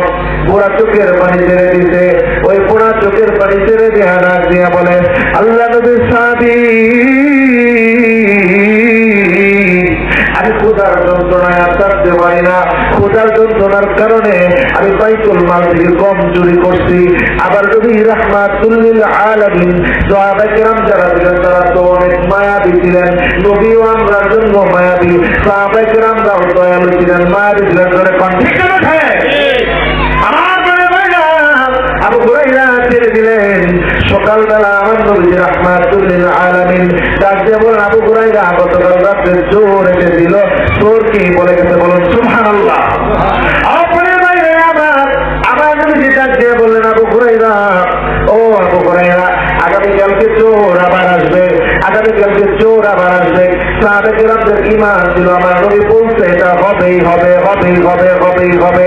ওই দিন দ্বিতীয় দিন গাছটি মেরে বসে আছে, দেখা গেল রহমতের সময় আবার এক তৃতীয়াংশ শেষ হয়ে গেছে, এমন সময় ওই চোর আবার আইসা ঢুকছে।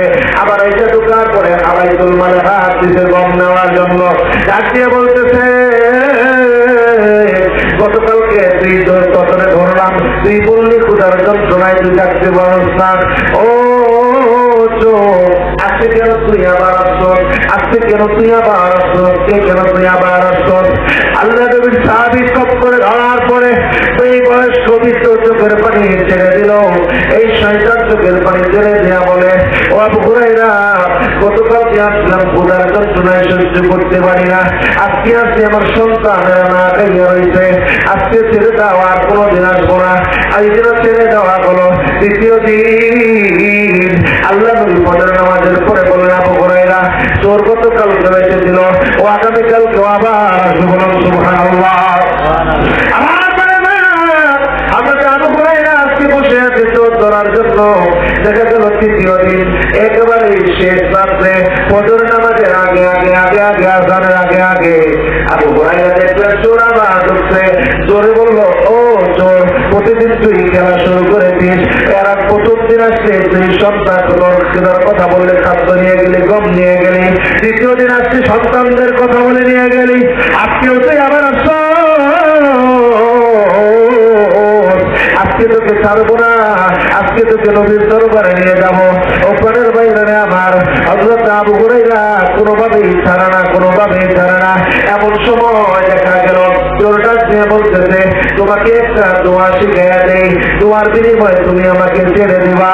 এই দোয়াটা বললে শয়তান তোমার আশেপাশে আসবে না, সারা রাত আল্লাহর একজন ফেরেশতা তোমাকে পাহারা দেবে। বলুন সুবহানাল্লাহ। আমার বলে ভাইরা,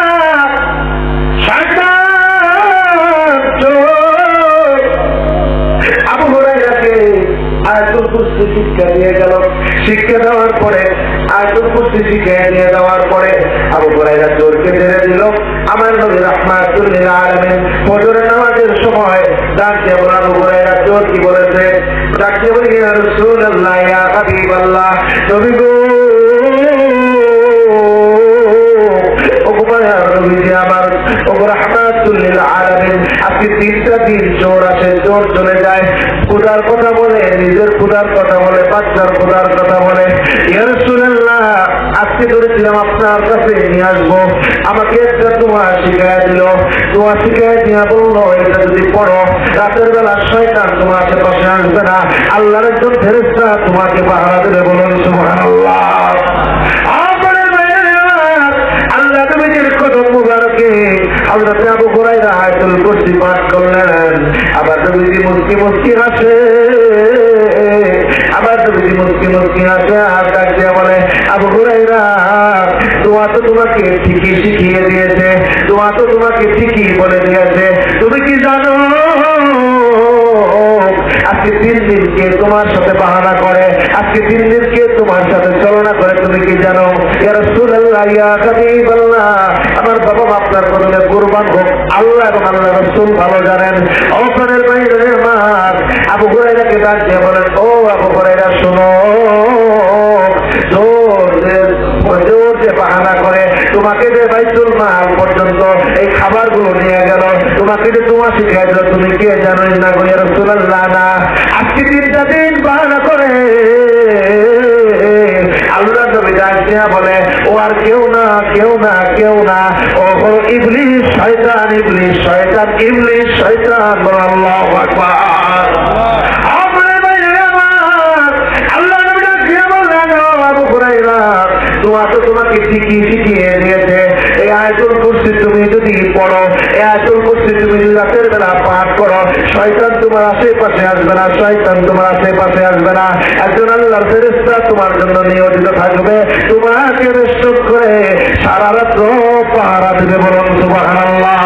লা ইলাহা ইল্লাল্লাহ, জোরে লা ইলাহা ইল্লাল্লাহ, আগে লা ইলাহা ইল্লাল্লাহ, মুহাম্মদ রাসূলুল্লাহ, লা ইলাহা ইল্লাল্লাহ, জোরে লা ইলাহা ইল্লাল্লাহ, আগে লা ইলাহা ইল্লাল্লাহ, মুহাম্মদ রাসূলুল্লাহ। এই কালিমা যে পড়বে তার মহাতব জিন্দা হবে।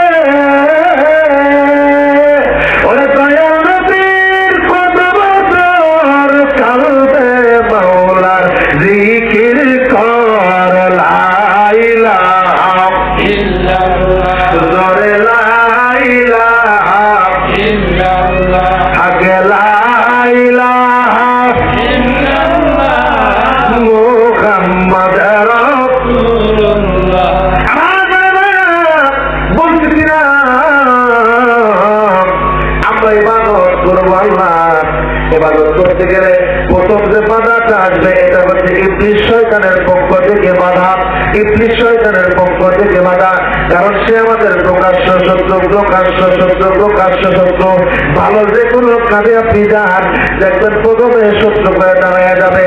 এক প্রকার ইবলিস হচ্ছে মনুষ্য ইবলিস, যারা যাদের দ্বারা দুনিয়ার সমাজের ক্ষতিগ্রস্ত হয়, সমাজ ব্যবস্থা ক্ষতিগ্রস্ত হয়, আল্লাহর দ্বীনের কাজগুলি ক্ষতিগ্রস্ত হয়। ওখানের বাইরে আমার সাবধান সতর্ক করে দিয়ে যাচ্ছি। ওখানের বাইরে আমার এখান থেকে আমাদেরকে মুক্তি পেতে হবে, এখান থেকে আমাদেরকে ঠান্ডা দিয়ে একেবারেই বলিষ্ঠ ভাবে ঈমানের তাগড়া হয়ে আমাদেরকে দাঁড়াতে হবে। কারণটা কোনো আখেরি জামানা, আখেরি জামানা বড় মুসিবতের জামানা। ঈমান রাখা কঠিন হবে। হাদিস কারীমের ভাষ্য অনুযায়ী সকালে ঈমান নিয়ে বের হবে, রাতের বেলা ঈমান ছাড়া ঈমান হয়ে ঘরে ঢুকবে।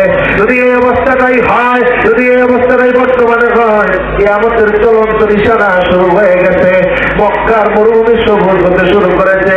আহ্বানের বাইরে আমার আস্তে আস্তে কিয়ামতের লক্ষণগুলো দেখা দিয়ে যাচ্ছে। প্রাণের বাইরে আমার এই মুহূর্তে যদি সচেতন আমরা না হই, এই মুহূর্তে যদি আমরা আমাদের ঈমানকে যদি ফিরিয়ে না নেই, আমাদের ঈমানকে যদি বলিষ্ঠ না করি, আমরা ধরা খেয়ে যাব। কারণ প্রাণের বাইরে আমার আল্লাহ দরবারে আপনাকে দাঁড়াতেই হবে, কোনো উপায় নাই, উপায় নাই, উপায় নাই। কবরে আপনাকে যেতেই হবে, কোনো উপায় নাই, উপায় নাই। এমন কোনো মানুষ নাই যাকে কবরের মধ্যে নামায় দেওয়া হবে না। ও প্রাণের বাইরে আমার, ও নবীর আশিকেরা, ও নবীর পাগলেরা, মুমিন মুসলমানেরা রে, গভীরভাবে খেয়াল করেন। কবরের তিনটা প্রশ্নের কথা আমরা সকলেই জানি, সকলেই জানি, সকলেই জানি, সকলেই জানি। তিনটা প্রশ্নের ব্যাখ্যা ছোট্ট করে বেরিয়ে দিয়ে যাব, শুধুমাত্র টাচ দিয়ে যাব। প্রথম নাম্বার প্রশ্ন, রব্বুকা, তোমার রব কি?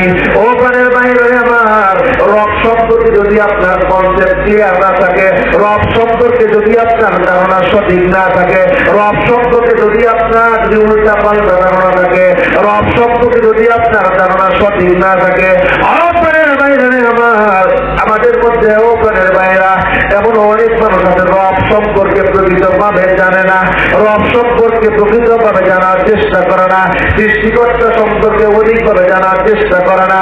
আপনাকে জানতেই হবে, জানতেই হবে, জানতেই হবে।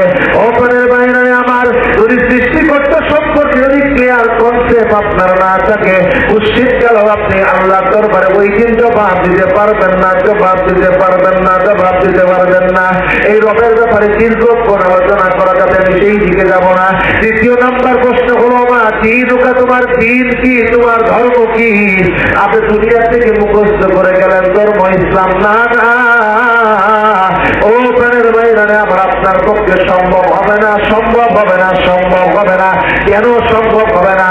আপনার সাথে যদি দিনের সম্পর্ক না থাকে, আপনার সাথে যদি ধর্মের সম্পর্ক না থাকে, আপনি নামে মুসলমান হইলেন, আপনার সাথে সম্পর্ক ধর্মের নাই, নামাজ আপনি পড়লেন না, রোজা আপনি রাখলেন না, যাকাত আপনি দিলেন না, হজ আপনি করলেন না, হালাল হারাম পয়সা করলেন না। ওখানের বাইরে আমার উদুকুরু ফিসির মেকাফা, উদুকুরু ফিসির মেকাফা, উদুকুরু ফিসির মেকাফা। পরিপূর্ণভাবে ইসলামে তুমি দাখিল হও, পরিপূর্ণভাবে ইসলামে দাখিল হও, পরিপূর্ণভাবে ইসলামে দাখিল হও। আদা মানলেন, আদা মানলেন না, আদা মানলেন, আদা মানলেন না। আকস্মিক গেল আপনার দ্বারা, আপনার ধর্ম ইসলাম, এটার জবাব আপনার দ্বারা আসবে না। আল্লাহু আকবার, আল্লাহু আকবার। গভীরভাবে খেয়াল করেন, মুখস্থ করে যাবেন ধর্ম ইসলাম। না না না, মুশরিক গেলেও আপনার পক্ষে সম্ভব হবে না। আপনার ধর্মের সাথে সম্পর্ক না থাকে,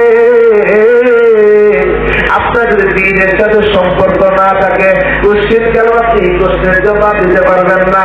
মনে করছেন সুজা, না রে বাবা, সুজা না। প্রশ্ন ফাঁস করে দিতে, উত্তর ফাঁস করে দিতে এত সহজেই না।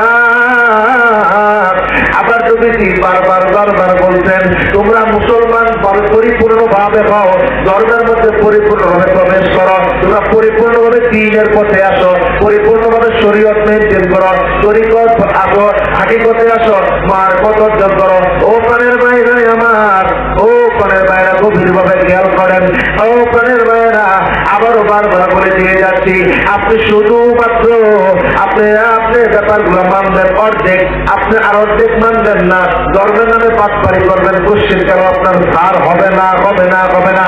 কথা যদি শুনতে তিতাও লাগে, তাই হিসাবে বলে দিয়ে গেলাম স্পষ্ট ভাবে, আপনি দিনের ব্যাপারে যদি সচেতন না হন, সচেতন যদি না হন, সচেতন যদি না হন, ধর্মের শরীয়তের উপর যদি আপনার কঠোরতা না আসে, না আসে, না আসে, কুশ্চিত কালো আপনার দ্বারা ধর্ম ইসলামী প্রশ্নের জবাব বের হবে না। আল্লাহু আকবার।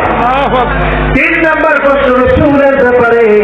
রসূলের ব্যাপারে যদি আপনার ক্লিয়ার কনসেপ্ট না থাকে, রসূলের আনুগত্য যদি না থাকে, আমার জানার মধ্যে 22 জায়গায় আতিউল্লাহ আসছে, 22 জায়গায় আতিউর রসূল আসছে, কম বেশি হতে পারে। ওখানের বাইরে আমার আল্লাহর আনুগত্য যে জায়গায় আছে, রসূলের আনুগত্য সেই জায়গায় আছে। আপনি রসূলের আনুগত্য করলেন না, রসূলের আনুগত্য আপনার মধ্যে থাকলো না, রসূলের ব্যাপারে কনসেপ্ট ক্লিয়ার কনসেপ্ট আপনার থাকলো না, রসূলের ব্যাপারে রসূলের শানের বিরুদ্ধে, রসূলের মানের বিরুদ্ধে ইজ্জতের চাদর নিয়ে টানাটানি করলো, আপনি কিছুই বললেন না। অপরের বাইরে আমার গভীর ভাবে খেয়াল করে যান, আপনি রসূলের ব্যাপারে ক্লিয়ার কনসেপ্ট যদি না থাকে, রসূলকে দেখাইয়া দিল, আপনি ওই দিন কবরের মধ্যে চিনবেন না করে কোন ঠিক না বেঠায়। এই জন্য আমার করে বাইরা আপনাকে ইবাদত করতে হবে বুঝে শুনে, বুঝে শুনে, বুঝে শুনে, আল্লাহর সাথে আল্লাহর ব্যাপারে ধারণা রাখতে হবে, বুঝে শুনে ক্লিয়ার কনসেপ্ট। আপনাকে নিজের ব্যাপারে সচেতন হতে হবে। কারণ হলো আপনি আদা মানলেন না, আপনি কবরের মধ্যে ধরা খেয়ে যাবেন। ও প্রাণের ভাইরা আমার, এই জন্য আমার প্রাণের ভাইরা, আল্লাহ তাআলা ইবাদত করার জন্য আমাদেরকে দিল, ইবাদত করার জন্য আমাদেরকে দিল, ইবাদত করার জন্য আমাদেরকে দিল। এই ইবাদত করতে হলে আমাদেরকে এই ব্যাপারগুলোকে মাথায় রেখে করতে হবে, মাথায় রেখে করতে হবে। তা যদি না হয়, ওই পান্না তোলার মধ্যে সারা জীবন আপনি মাছ ধরলেন, তোলা দিয়ে মাছ ধরে দেওয়া আপনি টের পাবেন না। ঠিক তেমনি ভাবে আপনি ইবাদত করলেন, ইবাদত করলেন, ইবাদত করলেন, ওই ইবাদত আল্লাহর দরবারে গ্রান্টেড হবে না। ধরে কোন ঠিক না বেঠায়? জিকির করে লা ইলাহা ইল্লাল্লাহ, জোরে লা ইলাহা ইল্লাল্লাহ, হাকে লা ইলাহা ইল্লাল্লাহ, মুহাম্মদ রাসূলুল্লাহ, লা ইলাহা ইল্লাল্লাহ, জোরে লা ইলাহা ইল্লাল্লাহ, জোরে লা ইলাহা ইল্লাল্লাহ, হাকে লা ইলাহা ইল্লাল্লাহ, মুহাম্মদ রাসূলুল্লাহ। মানে ভাইরা আমার, ইবাদত খুব কঠিন জিনিস, আবার বড় সহজ জিনিস। এই জন্য বুঝে শুনে ইবাদত করতে হবে, বুঝে শুনে ইবাদত করতে হবে। কারণ কবরের প্রশ্ন ফাঁস করে দেওয়া, উত্তর ফাঁস করে দেওয়া, এর ভিতরে টেকনিকটা কোথায়? এর ভিতরে টেকনিকটা কোথায়? টেকনিক হচ্ছে ওই জায়গায় আল্লাহ সম্পর্কে আপনার ধারণা যদি সুস্পষ্ট না থাকে, তখন আপনাদের রবের সম্পর্কে ধারণা নাই আপনাদের। এই মানুষ আল্লাহ তাআলা বানাইল, সৃজন করলো, মাখলুকাত সৃজন করলো, এত চমৎকার ভাবে সূরা রাহমানের ভিতরে পুরোটাই তো রবের কত সুন্দর গুণগান গাইতে বলল সুবহানাল্লাহ। এগুলো আমরা জানলাম না, রব সম্পর্কে আমাদের পরিষ্কার ধারণা হলো না। আপনি কিভাবে আশা করেন ওই কবরের মধ্যে আপনি রবের উত্তর দিয়ে দিবেন? ধর্মের সাথে আপনার সম্পর্ক নাই, দ্বীনের সাথে সম্পর্ক নাই, আপনি কিভাবে ভাবলেন আপনার দ্বীন ইসলাম আপনি জবাব দিয়ে দিবেন? না, এত সোজা না। এই জন্য বলেন ভাইরা আমার, আমাদেরকে সোজা সরল পথে চলতে হবে, আমাদেরকে বুঝে শুনে চলতে হবে, ইবাদত করে বুঝে শুনে করতে হবে। এই বুঝে শুনে ইবাদত করলে অল্প ইবাদতে আল্লাহ তাআলা জান্নাত দেবে বলুন সুবহানাল্লাহ। আয়াতুল শরীফ পড়ুন, আল্লাহুম্মা সাল্লি আলা মহব্বতে একটা তোমার বন্ধ থাকবে না, মাওলানা মুহাম্মদ ওয়া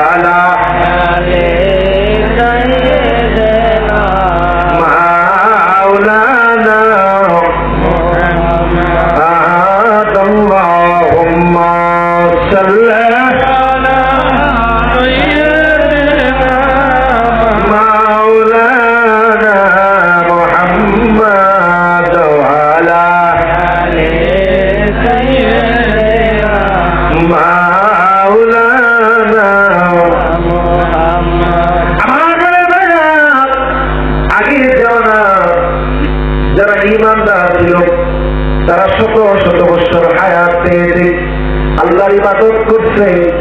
আমাদের হায়াত কম, আমাদের জিন্দেগি কম। গড়ে 60 বছর কি 65 বছর ক্যালকুলেশন করে বলা হয়েছে। এই 60 বছরের জিন্দেগি যদি ক্যালকুলেটরে আনেন, কিয়ামতের ময়দানে ওই হাসরের দিনের 8 ঘন্টা 33 সেকেন্ডের মতো হয়, কম বেশি হতে পারে আনুমানিক। তার মানে পরের বাইরে আমার 60 বছর আপনি জিন্দেগি থাকলেন, 7 বছর জিন্দেগিতে বাড়ি গাড়ি কত কিছু করলেন, 7 বছর জিন্দেগিতে আপনি কত টাকা পয়সার মালিক হবেন? মাত্র 8 মিনিট 33 সেকেন্ড আনুমানিক। ওখানের বাইরে আমার এই জন্য প্রাণের বাইরা দিনের পথে আমাদের আসতে হবে, ধর্মের পথে আসতে হবে। কোনো উপায় নাই, উপায় নাই, উপায় নাই। ওখানের বাইরে আমার বর্তমান জামানা মায়ের রসুলদের জামানা, বর্তমান জামানা আল্লাহর ওলিদের জামানা। কারণ আল্লাহ নবীজি ঘোষণা করেছেন খাতামুন নবিয়্যিন, নবীরা আর আসবে না, নবীর ওয়ারিসগণ আসবে। নবীর ওয়ারিসদের মধ্যে গাউস আছে, কুতুব আছে, নুজাবা আছে, নুকাবা আছে, আখির আছে, আফজাল আছে, শায়েখ আছে, মাশায়েখ আছে, পীরানের পীর আছে। এই ধারাবাহিকতায় আস্তে আস্তে নবীর ওয়ারিসেরা দিনের দায়ী হিসাবে আসবে। ওখানের বাইরে আমার গভীরভাবে খেয়াল করেন, এই ব্যাপারগুলো আমাদের বোঝা লাগবে, এই বিষয়গুলো আমাদের বোঝা লাগবে। ও নবীরা শিখেরা গো, গভীরভাবে খেয়াল করেন কথাগুলা। আমরা আমরা সেই পথে চলতে চাই, আল্লাহ তাআলার নিয়ামত প্রাপ্ত বান্দারা যে পথে চলে গেছে। ওখানের বাইরে আমার ক্ষণিকের দুনিয়া, ক্ষণিকের জিন্দেগি, এই জিন্দেগিটা যেন বরকতময় হয়।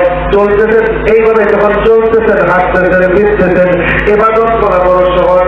আপনি নবীর দুরূদ শরীফগুলো পড়তে থাকলেন, আপনি জিকিরগুলো করতে থাকলেন, আপনি দোয়াগুলি করতে থাকলেন, এটা এত করছেন, এত ফজিলত। ও প্রাণের বাইরে আমার এই ফজিলত বর্ণনা করে শেষ করা যাবে না। লা হাওলা ওয়ালা কুওয়াতা ইল্লা বিল্লাহ, এত চমকপ্রদ একটা দোয়া, এটার ফজিলত বর্ণনা করতে গেলে আরো 2.5 থেকে 3 ঘন্টা লাগবে। ও প্রাণের বাইরে আমার আল্লাহর জিকিরগুলো করে, কেউ লা ইলাহা ইল্লাল্লাহর জিকির করে, কেউ ইল্লাল্লাহর জিকির করে, কেউ ইস্তেজাত আল্লাহ আল্লাহ আল্লাহ আল্লাহ জিকির করে, কেউ সুবহানাল্লাহ আলহামদুলিল্লাহ ওয়া লা ইলাহা ইল্লাল্লাহ আল্লাহু আকবার জিকির করে। জিকিরগুলো করতে করতে করতে থাকেন, কলবগুলো পরিষ্কার হয়ে যান। ওখানের বাইরে আমার ছোট্ট জিন্দেগিটা যেন বরকতময় হয়, ছোট্ট জিন্দেগিটা যেন ইবাদতময় হয়। কারণ আমাদেরকে বানাইছে আল্লাহ তাআলা শুধুমাত্র ইবাদত করার জন্য। বলুন সুবহানাল্লাহ। ইবাদত করতে বানাইয়া আমরা তো গাফিল হয়ে গেছি রে বাবা, আমরা বুঝি না, বোঝার চেষ্টা করি না। ও প্রাণের বাইরা, ও প্রাণের বাইরা আমার, এই যে আজকে এত বড় মাহফিল সাজাইলো, প্যান্ডেল সাজাইলো, আল্লাহ তো উসিলা করে শুধুমাত্র মাফ করার করে, ঠিক না? আল্লাহ তো চায় বান্দার গুনাহ কাটা মাফ করে দেয়, বান্দার গুনাহ কাটা মাফ করে দেয়। এই সমস্ত মাহফিল গুলো, এগুলা হচ্ছে গুনাহ মাফের ওসিলা, গুনাহ মাফের মাধ্যম, গুনাহ মাফের একটা জায়গা। বলুন সুবহানাল্লাহ। নবীর ঘোষণা অনুযায়ী এগুলা জান্নাতের বাগান। জান্নাতের বাগানে বসে যদি আখির মুনাজাত করে একটা মুদার চোখের উপরে আবার মাবুদ মাওলার কদমে যদি নজরানা দিতে পারেন, ওই কুদরতি কদমে যদি নজরানা দিতে পারেন, ও প্রাণের বাইরে আমার এই চোখের পানি ভিজা যাবে না, চোখের পানি ভিজা যাবে না, চোখের পানি ভিজা যাবে না। ও শিখেরা আবার নবী পেটেতে পাথর বাঁধতে শুধুমাত্র এই উম্মতকে নাজাত করানোর জন্য। আবার নবী রওজা মুবারকে খুলুক কাঁদেন শুধুমাত্র নাজাত করার জন্য। ও প্রাণের বাইরে আমার গভীরভাবে খেয়াল করেন, আমার নবী দুনিয়ার জগতের আগে ওই জগৎ ছিলাম, ওই জগৎ আমার নবী নবী হিসাবে ছিলেন। দুনিয়ার জগতে আসলাম, তখনও আমার নবী নবী, তখনও আমার নবী রাসূল। ও প্রাণের বাইরে আমার যেদিন দুনিয়ার জিন্দেগি শেষ হয়ে যাবে, একটা ব্যাপার খেয়াল করেন, যেদিন দুনিয়ার জিন্দেগি শেষ হয়ে যাবে, কবরের মধ্যে যখন নামায়া দেওয়া হবে, ওপরের বাইরে আমার কালিমার তাৎপর্য দিয়ে শুরু করেছিলাম। লা ইলাহা ইল্লাল্লাহ একটা অধ্যায়, মুহাম্মদ রাসূলুল্লাহ দাওয়াত দেয় ওপরের বাইরে আমার যখন আপনি কবরের মধ্যে দেওয়া হবে ওই কবরের মধ্যে দেওয়ার সময় আপনাকে অন্য কোনো মিল্লাতে নামায়া দিবে না, আমার রাসূলের মিল্লাতের উপরে নামায়া দিবে। বলুন সুবহানাল্লাহ, আল্লাহু আকবার, বলেন আল্লাহু আকবার। দয়াল নবীরে এই ভুবনে কে আছে আমার, পড়েন নবীরে পড়েন নবীরে এই ভুবনে কে আছে, দয়াল নবীরে এই ভুবনে কে আছে আমার, পড়েন নবীরে এই ভুবনে কে আছে আমার, পড়েন নবীরে এই ভুবনে কে আছে আমার। উম্মতের দরদি নবী রহমতের বান্দার, উম্মতের দরদি নবী রহমতের বান্দার, নবীরে এই ভুবনে কে আছে আমার, ও পড়েন নবীরে এই ভুবনে কে আছে আমার। আবার যখন মরণ হইবে তার যদি কান্দে লইবে, আবার যখন মরণ হইবে তার যদি সে কান্দে লইবে। আল্লাহ বলে না ঠিক আছে, তার যদি কান্দে দেবে ঠিক না। আমার মনে হয় না 5-7 দিন আগে আমার একজন প্রিয় তম ভাই আরো বাড়ি ভাই দুনিয়ার থেকে বিদায় হয়ে গেলেন। এত মহব্বতের মানুষ ছিলেন। আমি নিজে জানাজা পড়াইলাম। জানাজা পড়ানোর পরেই আরো বাড়ি ভাইকে দাফন করা হইতেছিল। আমার ঘরের ভাইরা কবরের মধ্যে নামানোর পরে যখন বাঁশগুলো যখন দিতেছিল, একটা করে বাঁশ দেয় আর অন্ধকার গুলি বেড়ে যায়, একটা করে বাঁশ দেয় আর অন্ধকার গুলি বেড়ে যায়, একটা করে বাঁশ দেয় আর অন্ধকার গুলি বেড়ে যায়। শেষ মাসের চাটাইটা যখন দিতেছিলেন আমার কলিজার মধ্যে একটা চোখ লাগে উঠছে, কলিজার মধ্যে অন্তরের মধ্যে আটের মধ্যে একটা কাপড় দিছে। আজকে আরো বলি বাইরে আমি দুনিয়া থেকে বিদায় করে দিলাম। আজকে সন্তানেরা কোথায়, বাবা কোথায়, মা কোথায়, বন্ধু বান্ধব কোথায়? এই কবরের মধ্যে অন্ধকার অন্ধকার অন্ধকার।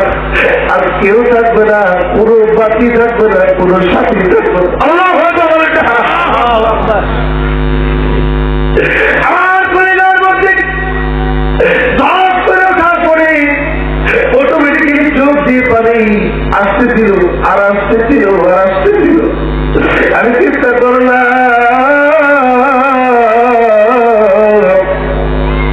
আজকে আমার বাইরে কোমরের মধ্যে নামাইয়া দিতেছি এবং একদিন আসবে আমি মুক্তি মঞ্জুর মধ্যে জামালপুরে কেউ এইভাবে কোমরের মধ্যে নামাইয়া দিতে।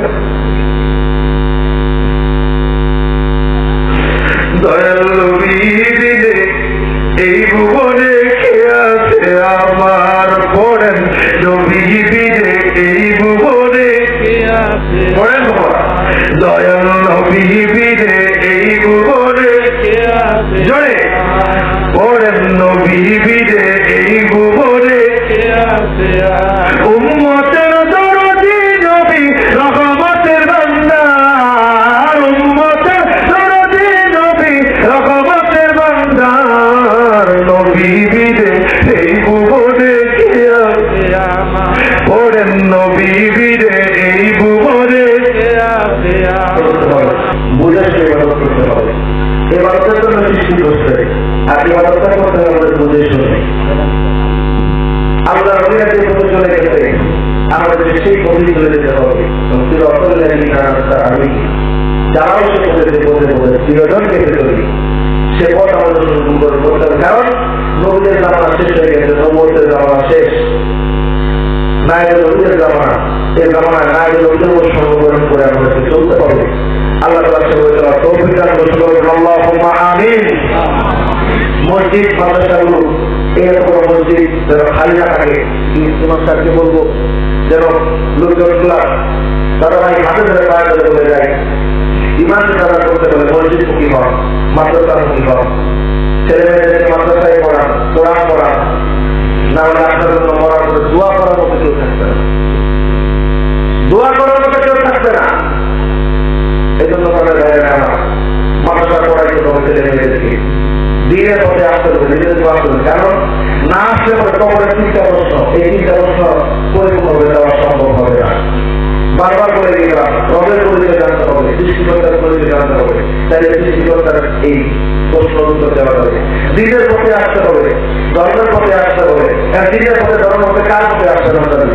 আন্তরিক আমরা না এর নদী যারা যারা আমেরিকার পথে তাদের পথে আসতে হবে, তাদের সাথে মিলাইয়া তাদের উপদেশ আদেশ অনুযায়ী আমরা শরীরের উপরে বাদতগুলি করবো, ধর্ম পালন করবো। আল্লাহ দ্বিতীয় প্রশ্ন আল্লাহ তারা অপরিচিত করে দিবে। তৃতীয় হচ্ছে নবীর ব্যাপারে সাবধান সতর্ক, উম্মত হয়ে নবীর ব্যাপারে বড় সাবধান সতর্ক। নবীর বিন্দু পরিমাণ তার যদি সম্মানের বিচ্যুতি হয়, নবীর ব্যাপারে কঠিন ভাবে বলে যাচ্ছি যেন কোনোভাবেই নবী রাহমাতুল্লিল আলামিন কষ্ট না পান। কারণ হচ্ছেন আল্লাহ দরবারে গুনাহ করছেন, আমার নবী মাফ করলেও করাইয়া দিতে পারে, সাকার করে দিতে পারে, কিন্তু নবীর কারণে নবীর দরবার থেকে বাহির হয়ে গেলে আপনার জন্য আর কেউ থাকবে না আল্লাহ দরবারে সুপারিশ করার জন্য। এই জন্য নবীর ব্যাপারে সাবধান সতর্ক হয়ে জানতে হবে, বুঝতে হবে, চিনতে হবে। তাহলে নবীর ব্যাপারে প্রশ্নগুলো আপনি করতে পারবেন, নবীর ব্যাপারে প্রশ্ন উত্তর দিতে পারবেন। আল্লাহ তাআলা সকলকে বুঝতে পারবেন। আল্লাহুম্মা আমিন। এই এলাকার মানুষগুলো আল্লাহ তাআলা আসলো মাহফিলে, এই মাহফিল হাজার পরিবারের মাহফিল যেভাবে শ্রম দিয়া, ধান দিয়া, টাকা দিয়া, পয়সা দিয়া, বিবেক দিয়া, বুদ্ধি দিয়া সহযোগিতা করলো, সকল আল্লাহুম্মা আমিন। এই এলাকার সম্মানিত ইমাম সাহেব যেভাবে খেদমত করলো, ওনার খেদমত কবুল করলো, আল্লাহুম্মা আমিন। আপনাদেরকে সুখে শান্তিতে এই মহল্লাবাসী, এলাকাবাসী, বিশেষ করে এলাকার কবরস্থানে যারা বাচ্চারা যাত্রা ঘুরে গেছে, এই মাহফিলের মধ্যে আল্লাহকে মাফ করে দিন, আল্লাহুম্মা আমিন। সর্বোপরি এলাকার মানুষগুলো যেন সকল দিক থেকে ভালো থাকে, সুস্থ থাকে, সেইভাবে সুন্দর সমাজ গঠন হয়, সেভাবে সকলকে সদস্য রেখে আল্লাহ তাআলা রহমত যেন বর্ষণ হয়, এই এলাকায় যেন রহমতের চাদর ঢাকা থাকে, এই মাহফিলের খাতিরে সেই দোয়া রেখে সকলের কাছে দোয়া চেয়ে আমি শেষ করলাম। ওয়াসি দাওয়ানা আলহামদুলিল্লাহি রাব্বিল আলামিন। আসসালামু আলাইকুম ওয়া রাহমাতুল্লাহি ওয়া বারাকাতুহু।